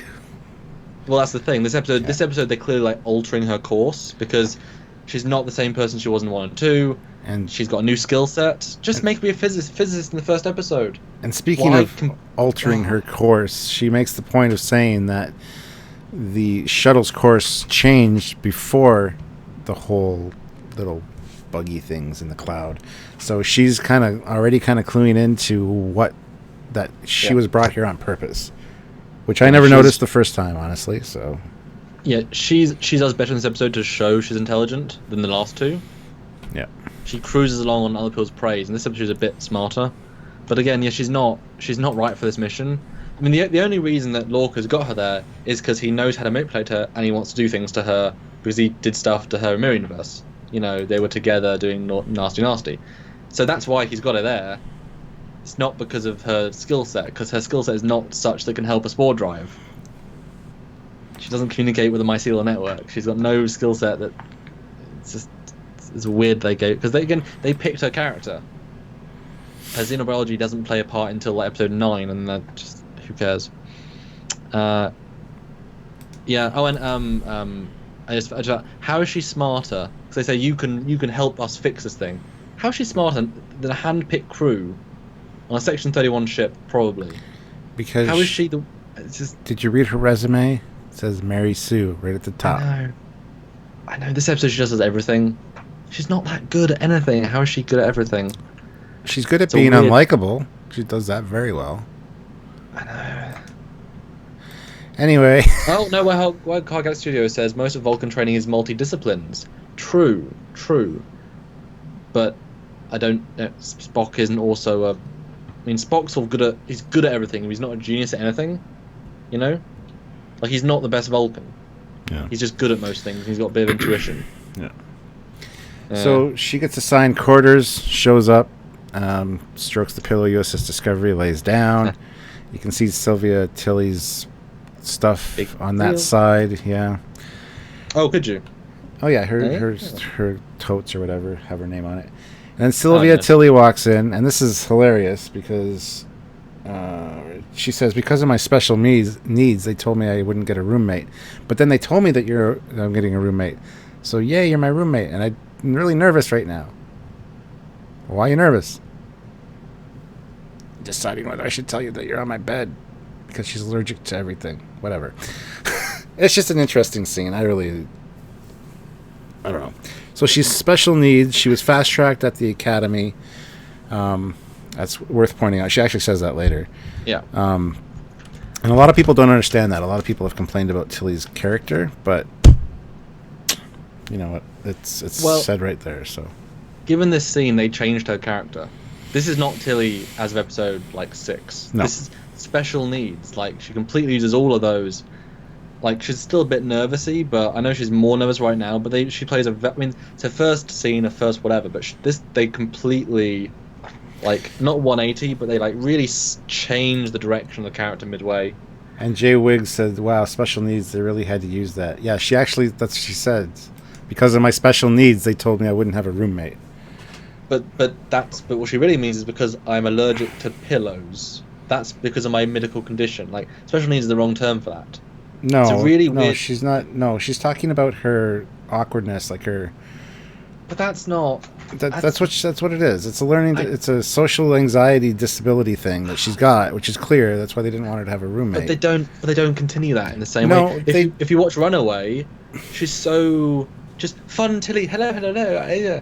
Like she's That's because she completely just got different reaction. promoted. Once somebody gets like that kind I of it, boost, it'll wear off eventually. I should know. I'm the same way. You get some kind of something good happen to you, and yeah, you're like that for a little while, and then you get used to it. You get in the routine, and you slump back I down. I buy development, but I think they pushed her in one direction really far at the start, not knowing where they're going to take her, and then took her in a slightly different direction, ignoring the setup scene. Could be. Because she's chiller by the end of the episode, and that's fine. But I don't think. Well, I think it might be the direction of how they got to play the scene. Mm. It doesn't feel like Tilly, which is weird because it's her first scene. I know we loved the scene from the start, and we commented on the special needs. That was exciting, but it didn't quite turn out that way. Mm. And it's funny that she's one of the few that doesn't know Burnham's face. Everyone else knows Burnham. I thought the same thing. There's only one other girl I know that named Michael Burnham. I thought, okay, this is the future. Like, you get news, yes. Wouldn't there be like visuals with that news? Well, it's holograms. I mean, holograms are real time, so everything's a hologram news transmission. Yeah. And since you're the only mutineer in Starfleet, you're the only Michael that she's ever heard of, there's a prison transport ship that was docked, there's a scuffle, everyone knows who you are. I don't buy that she doesn't know who she is. I mean, if she was the Academy, well, she was the Academy during the war, I'm pretty sure they would teach at the Academy. I mean, we saw in Starship Troopers, they posted the big war thing at the Academy. It's war. Here's really gruesome pictures of people getting aftermath of death. Look, everyone, look. Maybe she's too busy, too engaged in her work to pay attention, really. She might have heard whisperings of it in the name, but not really paid attention to a news feed, because she does seem like that's her focus. So. Possibly. It just stuck out to me that everyone else... And then it's black alert time. The first time we hear black alert, and the moisture does the thing and then disappears, it's like, okay, that's never talked about again, even though it is talked about later in this episode. The walls get damp. Yes. Okay. Yeah, it was great to, again, when you thought when we were trying to work out what could this be at the start, it was really fascinating. We were putting all these theories out. When you know exactly what it is, it's like, oh, that's a weird scene, because, we know what happens. The ship goes... Why weren't the windows sparking? Why didn't they look and... She wasn't looking out the window. She was focused on what was in front of her. But you'd see the visual... Not necessarily. It's because you couldn't tell the audience. There should have been an effect, and she would look outside and go, "What's that?" I think they wanted to keep it mysterious for the first time. That's why. But you can make the argument that she's focused on this water droplets that are doing this, so she's not paying attention to what's going on, like kind of behind her. Which appear and disappear. It's weird. It's like, oh, yeah. I guess when you travel through a mycelium network for 1.1 second, water appears. Yeah, so anyway, next scene, she gets her uniform from the replicator, which is cool. It's 8 o'clock in the morning, 0800 hours. I love how she doesn't like life. She's so... She looks like me in the morning. That's true. And Saru's at her door, eating blueberries, which is interesting. He seems a lot taller in this first scene, like where he's walking, than later. His height kind of varies throughout the... Well, I think they're filming it to make people... This scene, they're trying to make her feel small. Hence, you see, where it's meant to be equals, you shoot them more the same size. Yeah. And this was a scene that made me realise, oh wait, we didn't see any of Saru last episode. He had no lines, pretty much, in episode 2. Yeah. Like, he didn't appear. This episode, he's also a different character. He's played differently, he's written a bit differently. He's interesting, and they do mention, this comes into play later, they specifically say that she's locked in her quarters, like assigned to quarters, but has to be escorted everywhere. So Saru picks to be her escort. That's important, because she has to be escorted everywhere. Or he was assigned by Lorca to take care of her, because I'm sure he wouldn't have volunteered because he doesn't really like her. Yeah, but the thing is, his vibe to her in this episode is very it's like, I don't...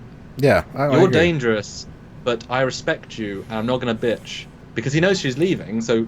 Well, every time he sees her, it's saying goodbye, is what it felt like. But he's so anti what he was in the first episode, and so different how he is in the next episode. It's really strange. And later, when Lorca asks him what he thinks of her performance, he's like, she's the most intelligent Starfleet officer I've ever encountered. And that's funny because then Lorca turns to Stamets and goes, and he knows you. That was a great I comeback. love that scene. I love that scene, yeah.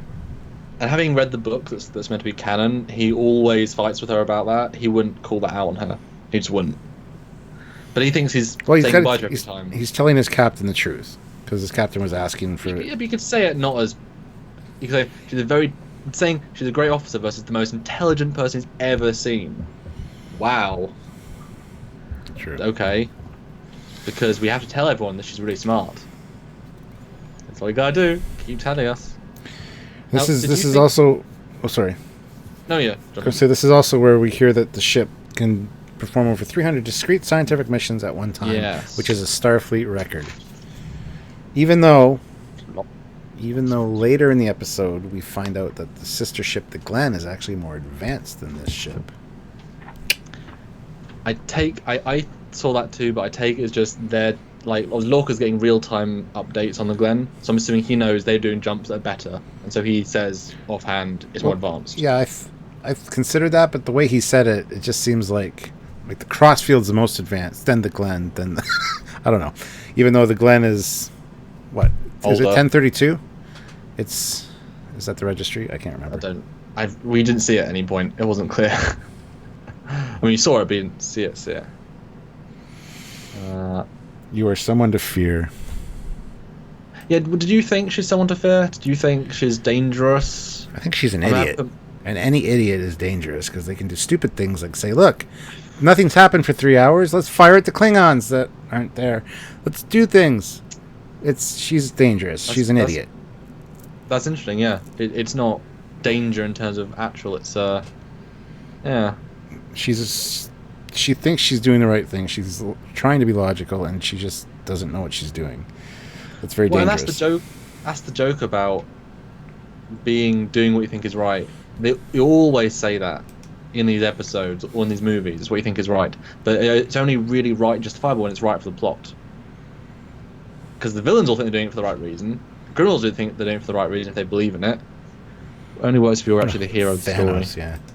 Yeah, well, good example, man. Good example. And this is interesting because it's just where she says Starfleet doesn't keep engineering classified. And that's why she allowed it engineering classified. I know, and it's worth pointing out too, where is it here? That this is Engineering Test Bay Alpha. This is not main engineering. A lot of people have been stuck on this point, I've seen online. They think this is main engineering. This is only Engineering Testbed Alpha. Yes. Which is funny, because in every time, if you miss that line, every other time they make reference to it, they say, we're going to engineering. Every other time for Glenn and them. So you're fine to think that, you know... You're just wrong. But then they clarify. Yeah, you're wrong. It's weird. It's weird they call it out. I think they want us to think it's engineering, because ships are engineering, but it's not. Yeah. So yeah, we get introduced. Well, Tilly's a bit rude here. Whatever, that's fine. There's a lot of people in here that we never see again. It's never this busy again. I like how she walks in. She's been assigned there to do what? She doesn't know. And everyone's like, let's do something. It's like you have duty assignments, and everyone has a purpose. You just walk and say, right, I'm assigned to this room today. Let me look at this. I solved it. It's like, no, you dumb people. I know she's been assigned there and there's been short notice, but the way the scene's played, it's like they all know who she is. They should do anyway. They probably know what she's there for. They just don't want to talk to her because she's the mutineer. Yeah, it's weird. And then Stamets. Oh yeah. I like Stamets. I do like Stamets. I've liked Lorca and Stamets since the beginning. And you love this. You love the Stamets too. I do. Whoa. And this is also another one of the mystery things they put in this episode, the whole brushing off the spores, which kind of glitter. We don't know what it is, but... And I gotta ask this question. Yes. Because I want your opinion. I actually know I know your opinion already, but... Okay. Is a breath scan the most secure way to secure a room? As we find out, it's not. And this is the future. So you think that a breast scan in coordination with a retinal scan and or passing through the doorway, which scans your body to make sure you biometrically match up But no, just a. Well, I have two thoughts. I have three thoughts. First thought, that in the mirror universe, breath is so unique, it's the most secure form of identification. So Lorca insisted, despite everyone's reservations, use breath. And everyone just went along with it because he's in charge. Second, Lorca just watched Alien Resurrection on the holovids and saw the breath scan, despite them having a case of 6 breath scans that she had to just say, try again, try again. Hey, welcome, Captain, who couldn't breathe correctly 3 times. Sure. And thirdly, the writers had to think of the easiest way for Burnham to get in. The easiest, quickest, least solution, so she could just do it. No tech, no smarts. It would have been better if it was a security access code or something that she had to pop up at the panel, do something, and then more Mary Soonis. It's that's the sort of thing that goes. That's the first draft. Quick write. Oh, she gets into the room. She breath scan, like breathalyzer, because she's drunk. Yeah, sure. No, it's ridiculous. Hold on, I want to address a comment. Oh yeah. The negativity on Trekyards is pretty shitty, but then I console myself remembering that most of you folks think Deep Space Nine is a good, faithful Star Trek show. Wow. That's Vanilla Gorilla, so. I judge each Trek show as it comes. So you give me a bad Enterprise, you're going to get the same thing. It's not our fault they made bad decisions. I think we're justifying each one. But we know the show gets better as it goes on. These are the worst episodes of the Discovery season, are the first ones. So, and I think DS9 is less good of a Trek show than Voyager, just a better show. Oh, and look, Vanilla Gorilla's channel has no content. What a surprise. Oh, no. But yeah, anyway. So, Stamets, interesting characterization, because he does also shift quite a lot throughout the season. I do feel like his is more growth than radical shift, because he was very something in this episode. He was very something. Do you know what I mean? He was something. Wasn't mean, but he wasn't a dick. He wasn't nice. He was just sort of something. Does that make sense? Yes, sure. Okay. I think. Well, I found it funny. He didn't know she was coming. He was told a mutineerous Vulcan. He was expecting on board, a Vulcan, yeah. But there's only one mutineerous person in all of Federation history, and it's a half Vulcan called Michael Burnham. How does this very smart man, who's obviously got OCD and stuff, how does he not know who the mutineer was, what she looks like, that she's coming on board in his department? And wouldn't he fight Lorca that she was on? I found their exchange very lazy. Like, yeah, he doesn't know. It's like, he would know. He should be one step ahead of this. He's the guy that's in charge of the spore drive, the most top secret thing about the ship that's built around it. He would know, and also know who she is. It's a very weird scene, and just it's weird. And wouldn't you also say, "Girl, you're a xenobiologist, whatever it is, and why are you in a bioengineering lab? You're not qualified for this. Oh, please leave." Xenoanthropologist, yeah. Yeah, please leave. You're not suited for this sort of work. Just do code. Yeah, I love the top secrecy of this. Although, yellow floppy disk. Yellow floppy data disk, man. That was great. It was good. And then we got holograms that she could... Which was a loser point. It's constant negativity, apparently, on Trekyards. We don't see anything good. Well, less good episodes. And then the next scene, Stamets is talking to his partner in crime, partner in Spore. I love how he's doing a top secret meeting in a top secret room with Burnham, the war criminal, just over there. It's like, could you be any more quiet? Could you be any more secretive about this? It's not subtle. Let's talk secrets in front of the mutineer that was going to go back to prison tomorrow. Top secrets. It's fine. Yeah, that was weird. Yes. Anyway. Damn. Sorry, I just got sidelined by the stupidity in the chat there, so. Not a problem. Because I've been saying a few good things here and there about stuff, and whether Samuel agrees with me or not doesn't matter.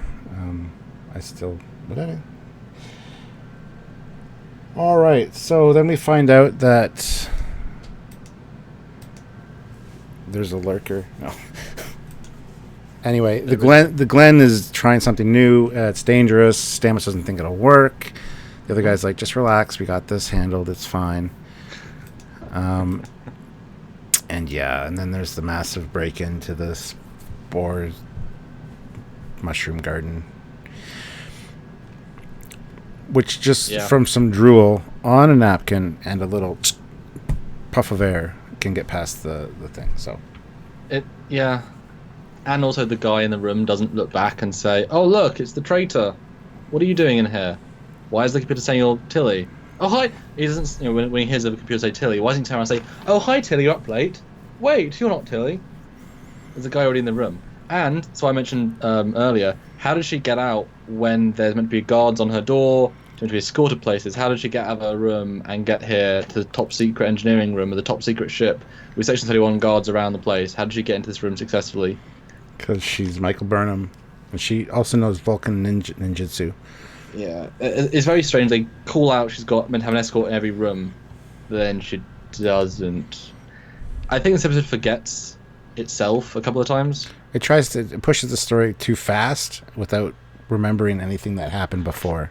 Which is why if this was the first episode, and then make it a two-parter, you could really build up coolly. Because imagine seeing second episode, you reveal the Glen, and it's a different version. It looks like the trailer version. It's a more advanced, modified, whatever. And then you do, things and bobs. Yeah. Yeah.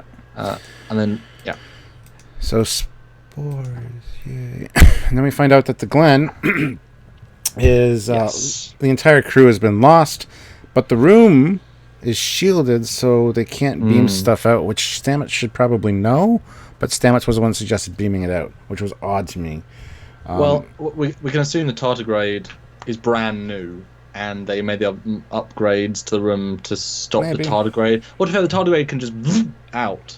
So I'm sure they have to keep it, because they kept it in captivity rather than kept it as a pet. So I'm assuming that was brand new. But you would think that even though they're meant to be competitors, they're also meant to be partners. You would think you would tell Stamets after it was successful. I mean, you do stuff behind my back and tell me after the fact, go, look at what I did. I wasn't telling you while I was doing it, but here you go. And we're partners, so... Sure.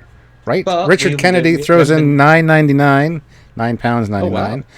Don't let the stupidity, negativity from some of the comments. They are the minority. 98% of us know that you are impartial, and if it's shit, it's shit. If it's good, keep it up. Well, as somebody said in the comments there, the first viewing we're very neutral. We look at the good and the bad, but when you go back and watch it and realize the ultimate stupidity of some things, we have to point those out. I've also been pointing out the good that's coming as well. So, but thank you very much. Yeah. It's just negativity sometimes really gets me down, but that's all right. Yeah, I'm trying to stay focused on the... I know. We got to get it done because we got like 20 minutes. This is interesting though. Because it's so different to watch it when you understand the arc. Yes.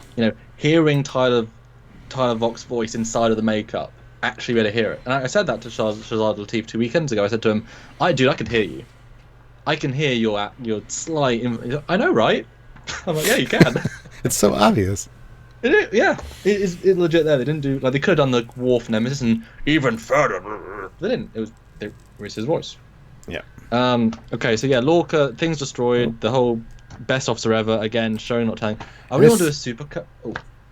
Oh, sorry, what was that? Go ahead. I want to do a supercut of every time they say Burnham was amazing. It's a lot. Please don't. Every other channel in YouTube has done that, talking about how Mary Sue she is. But this is where we're on the shuttle, and Sylvie's like, "Thank you for bringing you with me." And this is where we find out she was fast tracked at the academy, but this is her first away mission. So, and I got to admit, once they get on the Glen, she handles herself beautifully. Even holding a phaser to a Klingon in a dark hallway, she doesn't flinch. She's very much on point. So I really respect that they made her that way instead of kind of like, oh, this is my first away mission. Sure. I really appreciate that. So I got to point that out. Yeah, I thought it was a bit strange that she actively called out. If you're, whoever's out there, come out. But I think she was running on pure training. Mm-hmm. Like she wasn't thinking, because that's not a good move. It's not a good move to call out that you're there, even if you've got a weapon. But yeah, she's already better in the second scene. They downplayed her, but I think it's just the first scene that didn't quite know where to go with the character. Yeah. Now this is a weird scene because they get to the Glen, and actually that pilot is one of the bridge officers of the Discovery, who you see again in like 6 episodes and is in every bridge scene. There he is. This is his first episode. Cool. Very cool. I thought it was really strange, this scene, because we see the Glen, great, and the scene is we bring these people. Now Lorca said bring Burnham. Okay, so it's fine. Doesn't make sense she's there, but he's told him that's fine. Whatever. He's got this great plan. Yeah. And she says, "What are we doing here?" He says, "Not going to tell you." She pushes for a second time, and he spills everything of their top secret. And note in the previous scene, Lorca, there's a screen that says above top secret info coming. The Glen. So he's spilling above top secret information to the biggest criminal in the Federation, who will go back to the cell tomorrow.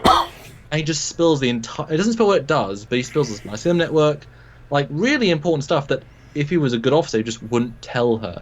Because it doesn't play into this. It doesn't play into the Glen at all. They get some tech, they shoot a thing, she runs away, they get out. There's no spore there at all. The fact he told her is just for the audience. It's so lazily written. Like he just pushed her. Like he's not a good officer. I know he's enthusiastic, but he's not a good officer. Yeah. He should be court-martialed for his top secret telling. Seriously, man. Well, maybe, yeah.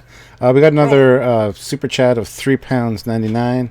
Oh, so many English people today. //-121 though. Get your moves out. Redneck is a furry. # confirmed. Captain Redneck is in the chat as well. So okay, but no. We're gonna get this review done, but thank you very much, /. Oh, Jeffrey, it's a great review. It's 1 a.m. here, but can't stop watching. Dude, we're halfway through the 2nd episode of our special. I'm almost at the end of my notes. So okay, but yes, we're getting there. Thank you for watching and putting up with our. Well, thank you, Mr. Jeffrey Golden, or Goldon. But yeah, so mycelium. And this is a bit weird how the ship is dead, but it still has power for the, gravity, lights, force field still's on, and the doors are still sort of working. Force fields are under auxiliary power. They're an emergency system, so they would be on. It's true. It was really cool because they also come out of the shuttle without spacesuits, so there's a sense of it's still alive but also dead. Yeah. It would have been nice if it was like a true ghost ship. Again, if this was a 2-parter, because the tone. It's really atmospheric, this part. They do a really good job. If this had been a whole episode, a really creepy episode, like this is a damn good episode in terms of like cinematography, when they're really trying, and mood, I would say. Mm-hmm. It's just like the narrative-y stuff fails a bit. I love how, and it's got a very spooky atmosphere. I love how people are basically turned into spiral noodles, which is neat. I remember seeing that the first time going, damn, what happened? So, like not knowing about the spore drive or anything yet, there's a lot of mystery. The black alert, the moisture on the walls or whatever, and this. It's just really well done. Now, there's Klingons on board this ship, which we find out. Yes. Where in the hell is the Klingon ship? Yes. They didn't dock a ship because you would have seen one outside the ship, or it's not in the shuttle bay. So there must be another ship. Did they drop the Klingons off and say, "Okay, we're gonna go back to Klingon space while you stay here"? Doesn't seem like a Klingon thing to do. So where's the Klingon ship during all this? Before we answer that, though, Thomas Potts puts in $4.99. Thank you, Thomas. Dude, thank you. Thomas, I see you. Commander Calkins needs to join an anti-tracker lawyer on Captain Foley's stream. They are always fun. And he wants animation #1. Well, if it happens at a time I can be awake for. He does them in the mornings now. He does them at 11 o'clock. So. Oh. Yeah, I wasn't able to last time. Not all of them. Not all of them, but he does have a few 11 o'clock ones during the week. So there you go. There's animation #1. Thank you very much, Thomas Potts. Tenzaguri just did an amazing comment. Did the accident happen after the Glen was attacked and Spore jumped away? No, because then the Klingons would be affected by the spiralness. Well, they even say that they must have came on after the incident. That would have been great. I mean, I can buy that maybe their physiologies let them survive one bad spore. Yeah, I mean, I think the Klingon ship and where it went is the exact same place that the runaway alien beamed to. Doesn't matter. Exactly. Yes. It doesn't matter. But that's a good point. Yeah. Um. Yeah, that was a weird scene. Because also that was in Federation space, so a Klingon had Yeah. to be outside Federation space, detect a ship, the spores signature, I suppose, or no life. They said no life signs, but that's a Or they were doing a border patrol, and all of a sudden the ship spiraled in and was just dead, and they picked it up on sensors. Go, what's that? Send a ship over. Yeah, but if you can just move, like, crossing a border is quite a big deal. You don't get a sense this war is. But the Klingons don't care. That's what we find out all through season 1. That they a neutral zone, a border doesn't mean anything to them. So Yeah, that feels a bit. And if it was a big ship, then you'd send a non D7D7. But I didn't think that. Yeah, where are the Klingons? But the Klingons were so unnecessary in the sequence. You really didn't need them. It adds more questions because Ripper is just there. yeah, And when you know that Ripper is a nice guy, this scene really changes. There's no tension because he's like, "Oh, it's just Ripper. Yeah. He'll be befriended in hour 40." it's just the pug running around the corridors with the zoomies. I mean, Eagle Moss has released them as kits. Like, look, it's the cute Ripper, but he killed the Klingons at one time. And you can have them as pets in Star Trek Online. But he killed the Klingons. But it was interesting. They pointed out that the Klingons did have different injuries. They were slashed and ripped as opposed to spiraled. So, yeah, that kind of establishes a timeline. Yeah, they came on, shot him, and then he went against them and whatever. It's interesting to note these are obviously House Takuma, because they're using Takuma's armor, not other houses' armor, because we see other houses wear normal armor. So that's weird, but I mean, they're not. They just reused makeup. Okay, and then we get to engineering. They find tech. We now know exactly what that tech does. Cool. And then they need to get out of the room, and Burnham's strategy is, I'm going to shoot it, and it'll chase me. Is this before or after the shush? It's after the shush. Because this is where Tilly, come out and the Klingon. Shh. Did he just shush you? That's like the only nice thing that Landry ever says ever in the whole series. But interesting. If the show was more self-aware like that, I think it would have done better. Yeah. That's a fun line. Although a bit weird to see these massive Klingons last episode, and now you don't tend to invent these really cool aliens and then show them next episode been ripped apart. It's quite like okay. Now it's just one going. It's like, okay. Whatever. Anyway, so so she shoots the tardigrade, and then it chases her into a Jeffries tube. Mm-hmm. And this is when I realised, okay, Landry just watched Burnham shoot a kill setting at a tardigrade twice.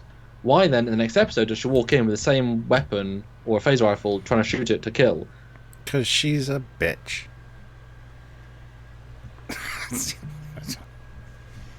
Yeah. I think she might use a different gun, but it's like you've seen this thing take on kill shots point blank, and it doesn't die. Yeah. Just, like, this thing's pretty powerful. Yeah, and I got to point out, too, this is where they find the device in the reaction chamber, yes. I'll just go through my notes real quick. And this is the first swear in Discovery. Because Burnham says, shit, that didn't work. Or I wrote down shit, that worked. I think it was to get its attention. She said, shit, that worked. And then takes off. So, yeah. Sorry, I'm a little bit behind with you and my notes, so I apologize. Yeah, sorry, I sort of skipped a sequence. I actually jumped back a few more scenes. In the shuttle, I wrote Stamets called out Lorca as a warmonger Lorca. You know? Yep. I was like, oh, that's a line. That's a hefty line, but it makes sense. Yeah, all the Lorca dialogue was very well done in this, because they knew that was the only part of this show where the plan was really known. Hence why his reveal works better, because it's not skipped, it's not rushed, it's not rewritten, it's not forced. It's actually known from the start. Everything else can get shifted around a bit. Mm-hmm. And I wrote, better feel for this episode overall. This was better.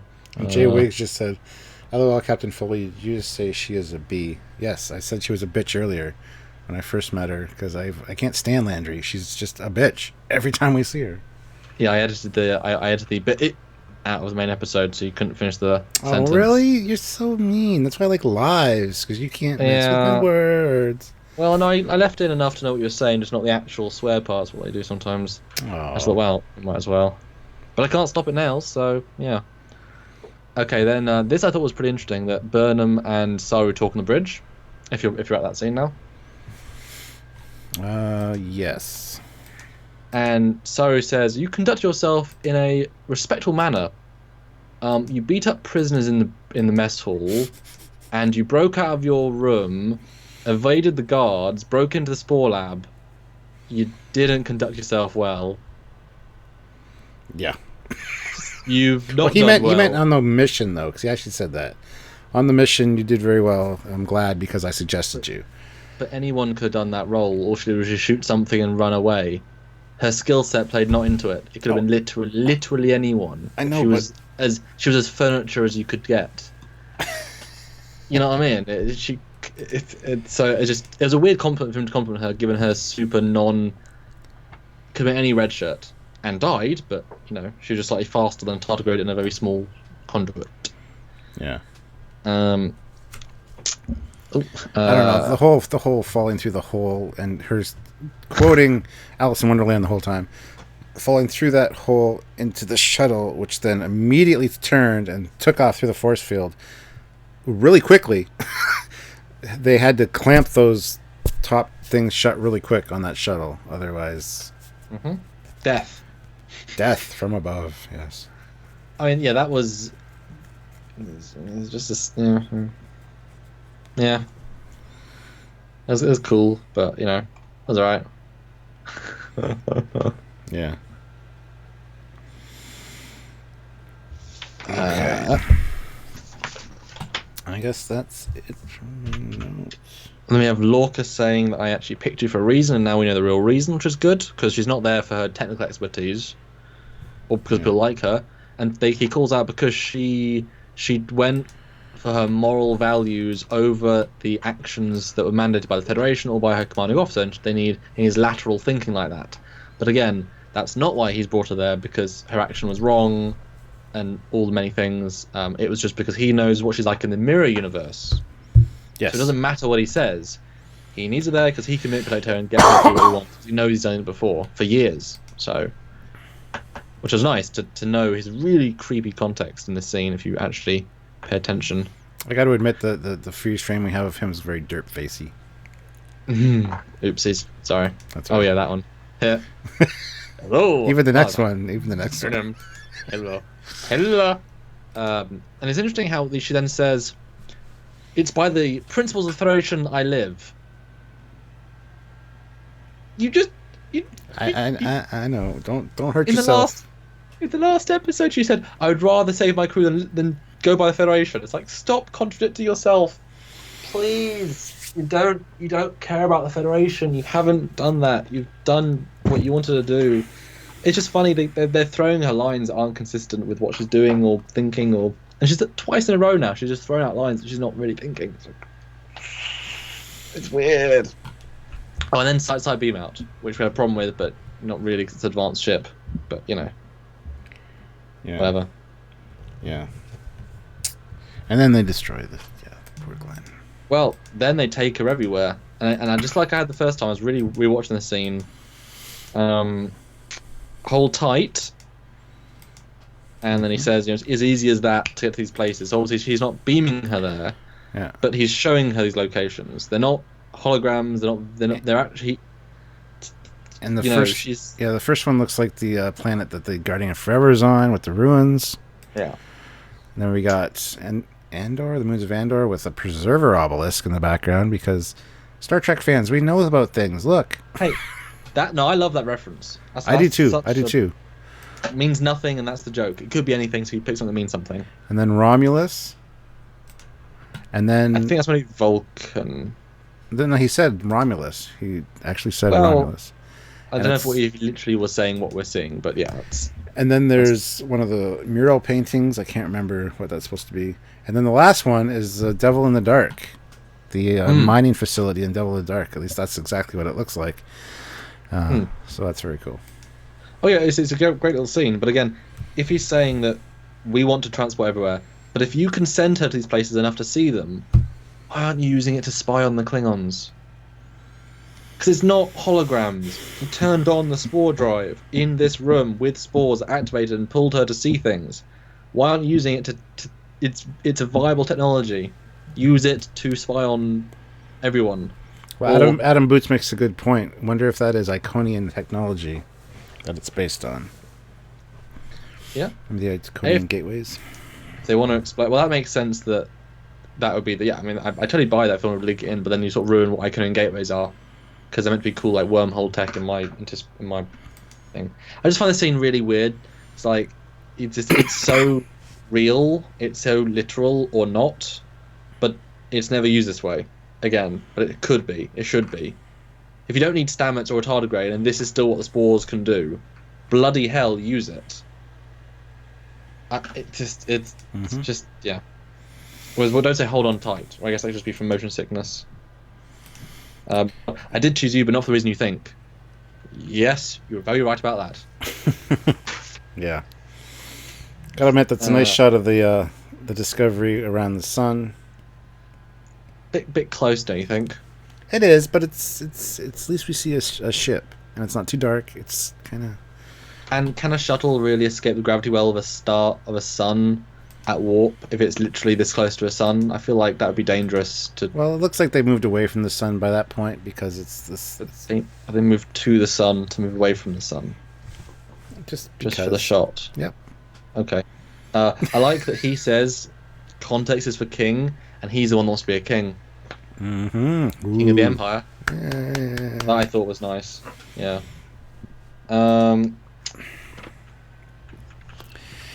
And then Saru has bedhead. I guess the shuttle is leaving. And he's like, oh my god, I got bedhead. Because his ganglia is hanging out in the mess hall, no less. How gross. People are going to don't mycelial. No. People are going to get hungry. You're going to ramen noodles, man. Or Kelpian. Mirror Universe.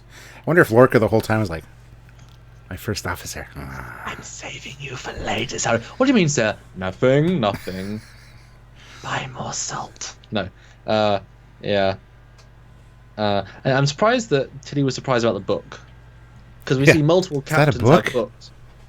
Yeah. So just got out of the academy on Earth, the center of the Federation, where we know antiques are a thing. We know you can go restaurant shop. You go to a restaurant in DS9. It's not a big deal.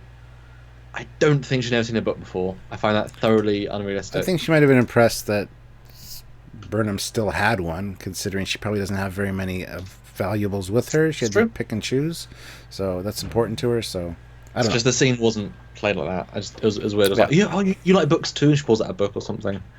It's weird. The Alice in Wonderland thing never comes back like properly.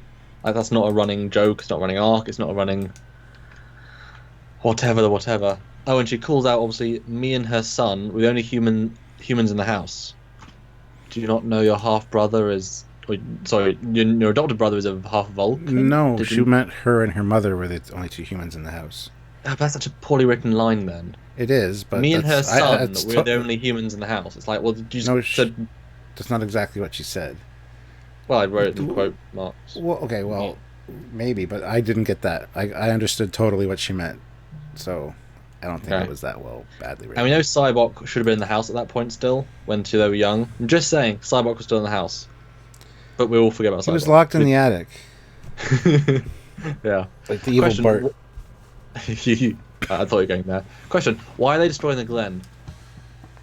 Because there's top secret tech on it. I don't know. Exactly. So don't destroy it then. You track the beam into warp, which is what you can do. Yeah. That's a good question. I think Lorca was just hedging his bets so that his was one of the only ships with spore drive. Why keep another one around just in case? You want to be the guy saving the Federation, taking out the Klingons. You're custom building these 3 ships: Crossfield, which hasn't got spore drive, Glenn and what if your discovery gets too bad damaged? You should really have your secondary, Glenn.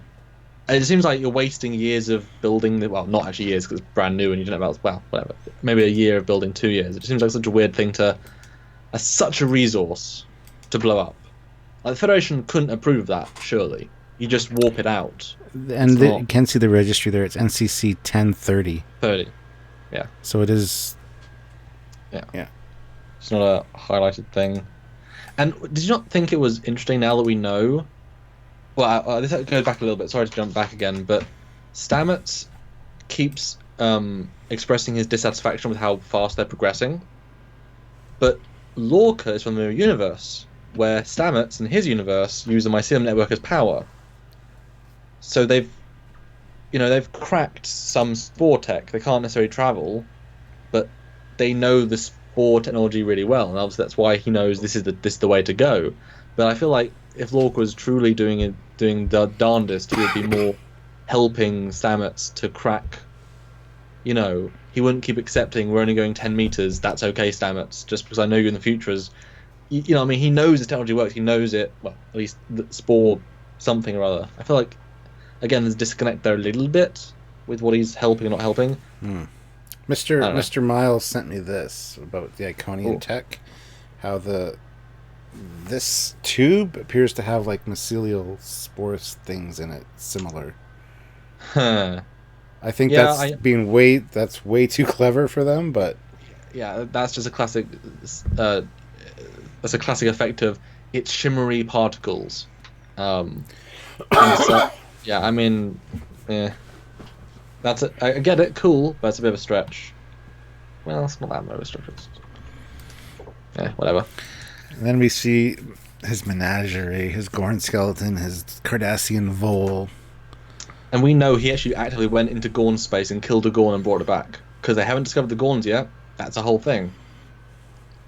Well, I think they know about the Gorns, but yeah, they haven't actually had any problems with the Gorns.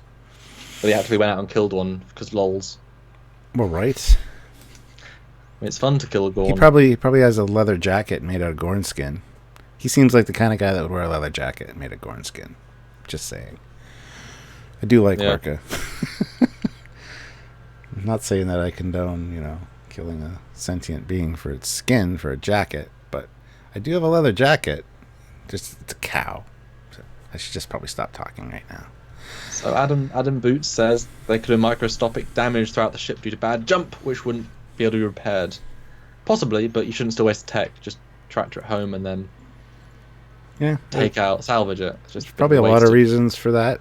Could be that combined with just Lorca just wanting to say, Starfleet, it was pretty much destroyed anyway. So I think it's more of a hedging your Power bets. Play. Yeah. Putting a card up your sleeve. I'm the only ship that can do this now. Yeah. Okay, and so ends episode 3 of Discovery. Oh. Indeed. That was an adventure.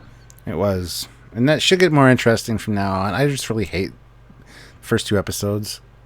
Battle of the Binary Stars just is shit, in my opinion. Yeah, the battle's not very good, and it's a whole battle episode. Like, you watch any Dominion War episode battle, or one of the good ones, or one of the medium ones, and it's cool battle. You get a good sense of tension in the middle. It isn't too drawn out, but the Battle of Binary Star doesn't have that, which is the big battle episode of the entire season, but it's one of the worst battles of the entire season. And it's one of the biggest budget episodes of the entire season, but it feels like one of the least interesting. It's just, they didn't get that quite right. But episode 3 is better. Yes. It's like I said, episode 3 is the first episode of Discovery, in my opinion. Yeah. Okay, so let's give closing thoughts and a score, and then we'll go back and listen to what we said for those 2 episodes and see what we have said. So, what's your final thought and score on episode 2? Oh, Jesus! Now knowing it in the full context of the TV show Star Trek Discovery. I hate that we do this, by the way. 5, and it's shit. There you go. It's too rushed. It's obviously part of a bigger picture, and it's just as a second act, as a standalone thing, it just doesn't work. Its pacing's awful. Just no.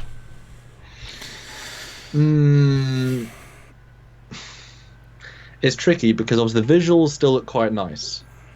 The sets are good, not necessarily a good Trek, but they're good. Like when all the qualities of all the individual pieces are good, the acting's okay, but when it falls down so much on on a narrative level, and that should be like you can film an amazing short on an iPhone in a blank room, but the narrative is perfect. Have you ever seen the film The Cube, Yes. the horror film?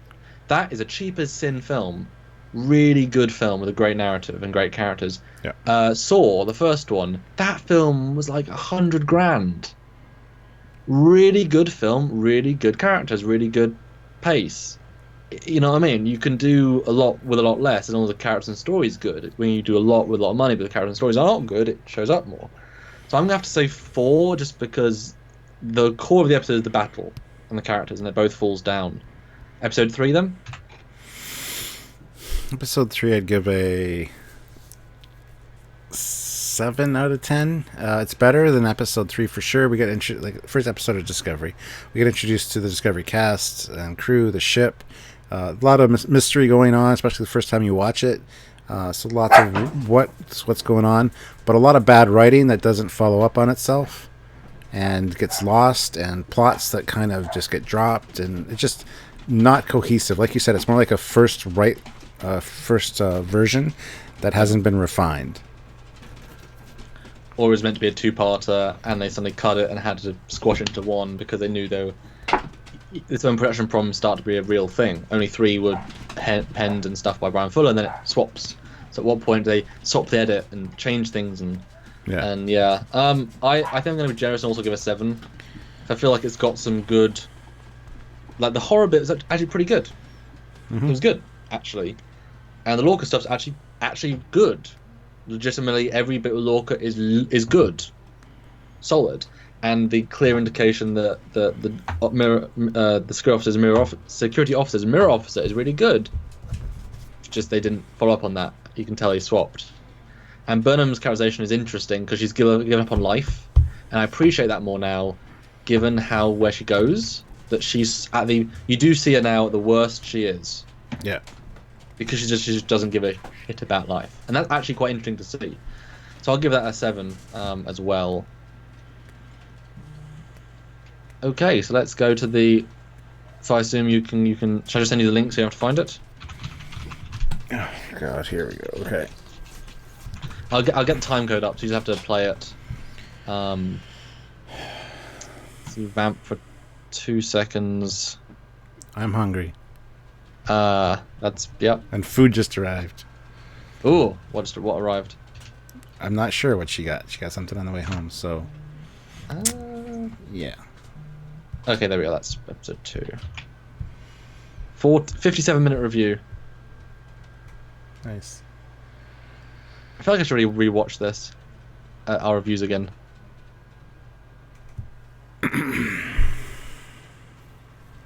How'd you send it? I think I said I'm just trying to get the right time code.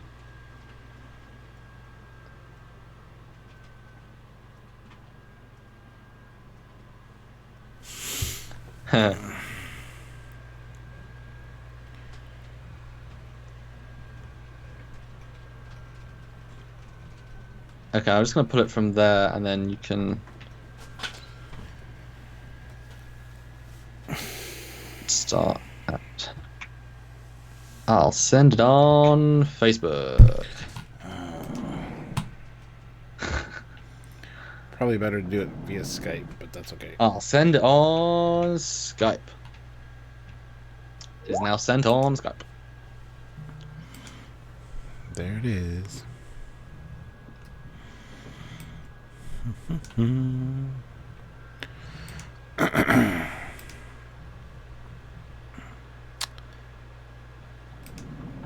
All right, now what's the time code? Oh, so it should already start at the time code, but it should be about 50 minutes and 16 seconds. And that'll be the start of our summary, and I'll find the final scores, because I think our summary is reasonably long. Brilliant. Like, I do think they raised the CPU. You guys got some powerful CPU fans. Worked out 13 episodes, with 12 actually being the story. Yeah, I think because Stuart's multiple 12, PCs, so they added 2 more, so a full season. You know.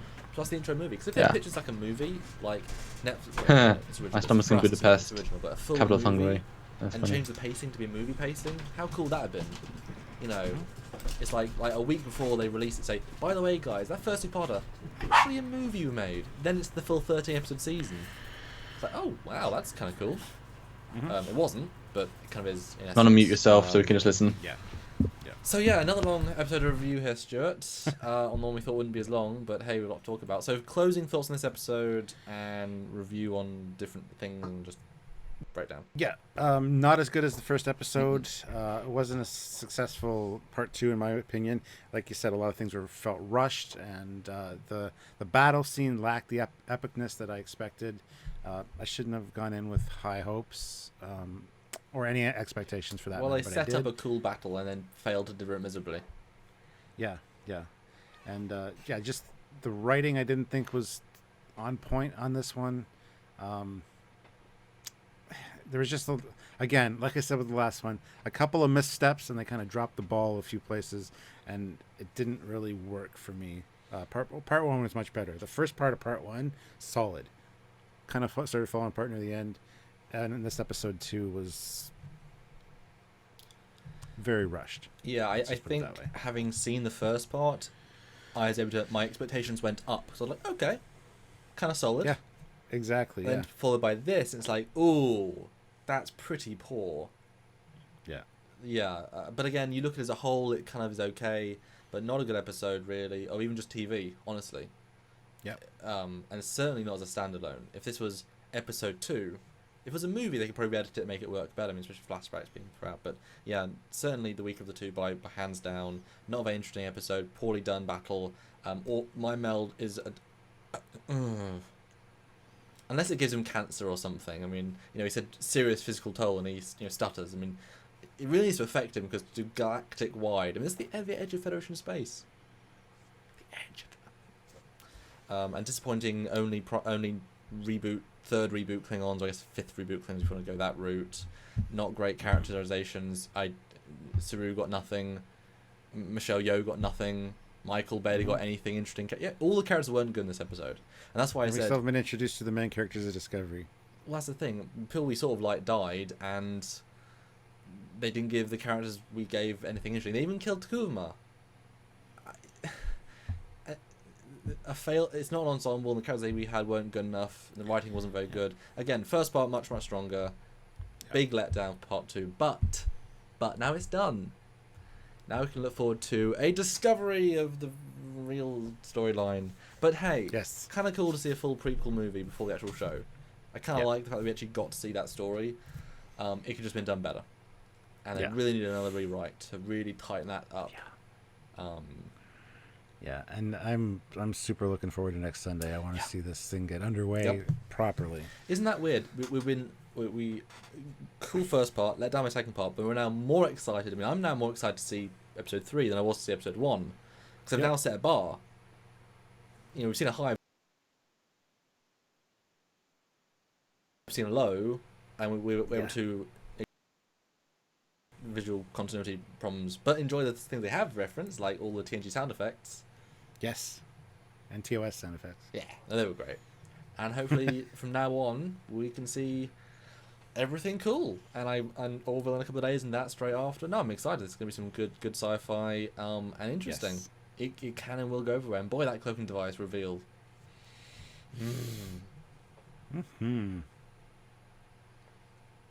Anyway, guys, I hope you enjoyed this review. Put your thoughts, comments down below. All right, so we're done with that, because, And what did we give it then? I didn't hear a score out of 10. I just heard us rambling about stuff. I wasn't really paying attention.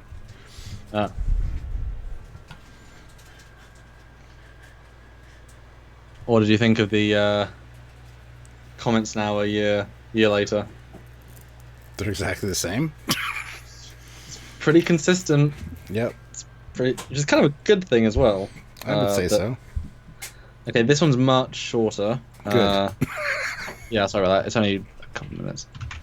So that's the next one, and I'll find the scores. I won't listen to myself in the playback. I'll just try and find the scores. And yes, guys, we just listened to our old audio, and they did say put up slightly. So I guess just... I couldn't. It was all the way up. Fair enough. So this one is This one is. And of course, we got commercials. Of course, we have commercials. This one should be 1 minute, 1 second. And so ends episode of. Like I said, I'll try and find the So, score. guys, I'm pretty interested what the score is. what are our closing thoughts of this pretty good episode? Whew. I love it. Like I said, this is a pilot done right. Makes me want to watch more. The other ones really didn't. They just wanted me to have something different, which this was. Had a different feel. Very dark series. It feels like almost a Twilight Zone version of Star Trek, with some weird, mysterious stuff going on in the background. Looking forward to learning all about that. But the dark overtones and the more grotesque nature of what we've seen speaks to the more R-rated version of Star Trek. It's going to take some getting used to. It doesn't really feel... It felt... This was weird. It was a weird dichotomy because it felt very much like Star Trek. At the same time, it didn't feel at all like Star Trek as far as the darkness of it goes. It's like it hit the bases and it pushed the boundaries in very specific ways that they can sort of justify, because it's not pushing the graphic violence, it's not pushing the nudity, it's pushing the sort of grotesque through science and violence through story. You know, it was pushing in very distinct ways that weren't too radical. You know. Yeah. Yeah. So yeah. Yeah, I agree completely. Best one of the three by a long way. Really good, real pilot. Set up everything well. It was full of intrigue and science, as Star Trek needs to be. I was enjoying it the entire way. I loved it was 10 minutes longer almost. The fact that we can make those different times is really good. I want them to be longer now. A lot they crammed in, a lot of good characters, good introductions for everybody, just about, which is good. For better or for worse, you like some, you hate some. There you go. Some of the tech was really good. The TOS nods were excellent. Again, we will have to give them... I think this episode, you can justify giving them more benefit of the doubt as to where we progress in terms of the look of TOS. Because if this is still Cage, then technically speaking, what we see on this ship would be early TOS Connie tech, but more advanced than Cage tech. So this would be the first replicators or synthesizers which then go onto the Connie in its refit to become like the TOS Connie. Does that make sense? Well, because this was launched after the Cage Connie. This was launched after but it's in service before the Connie, and because of the changes, when the Connie refits, it uses this technology, which is why we have the data disks and the some of the things. Yeah, I can see that a little bit, but it's also, since it's the next stage of ship building, it's almost like a lead up to the refit era, because the refit era is probably under development right now. Getting the refits designed and set up for the next wave of fleets. So yeah, it's kind of hard to tie the tech in where it fits, but yeah, I see what you're saying. But yeah, I like I said, I like the nods. I think they're really good. And again, for a visual reboot, they put in just enough to have some. Yeah, it's TOS, you know. So yeah, awesome work, guys.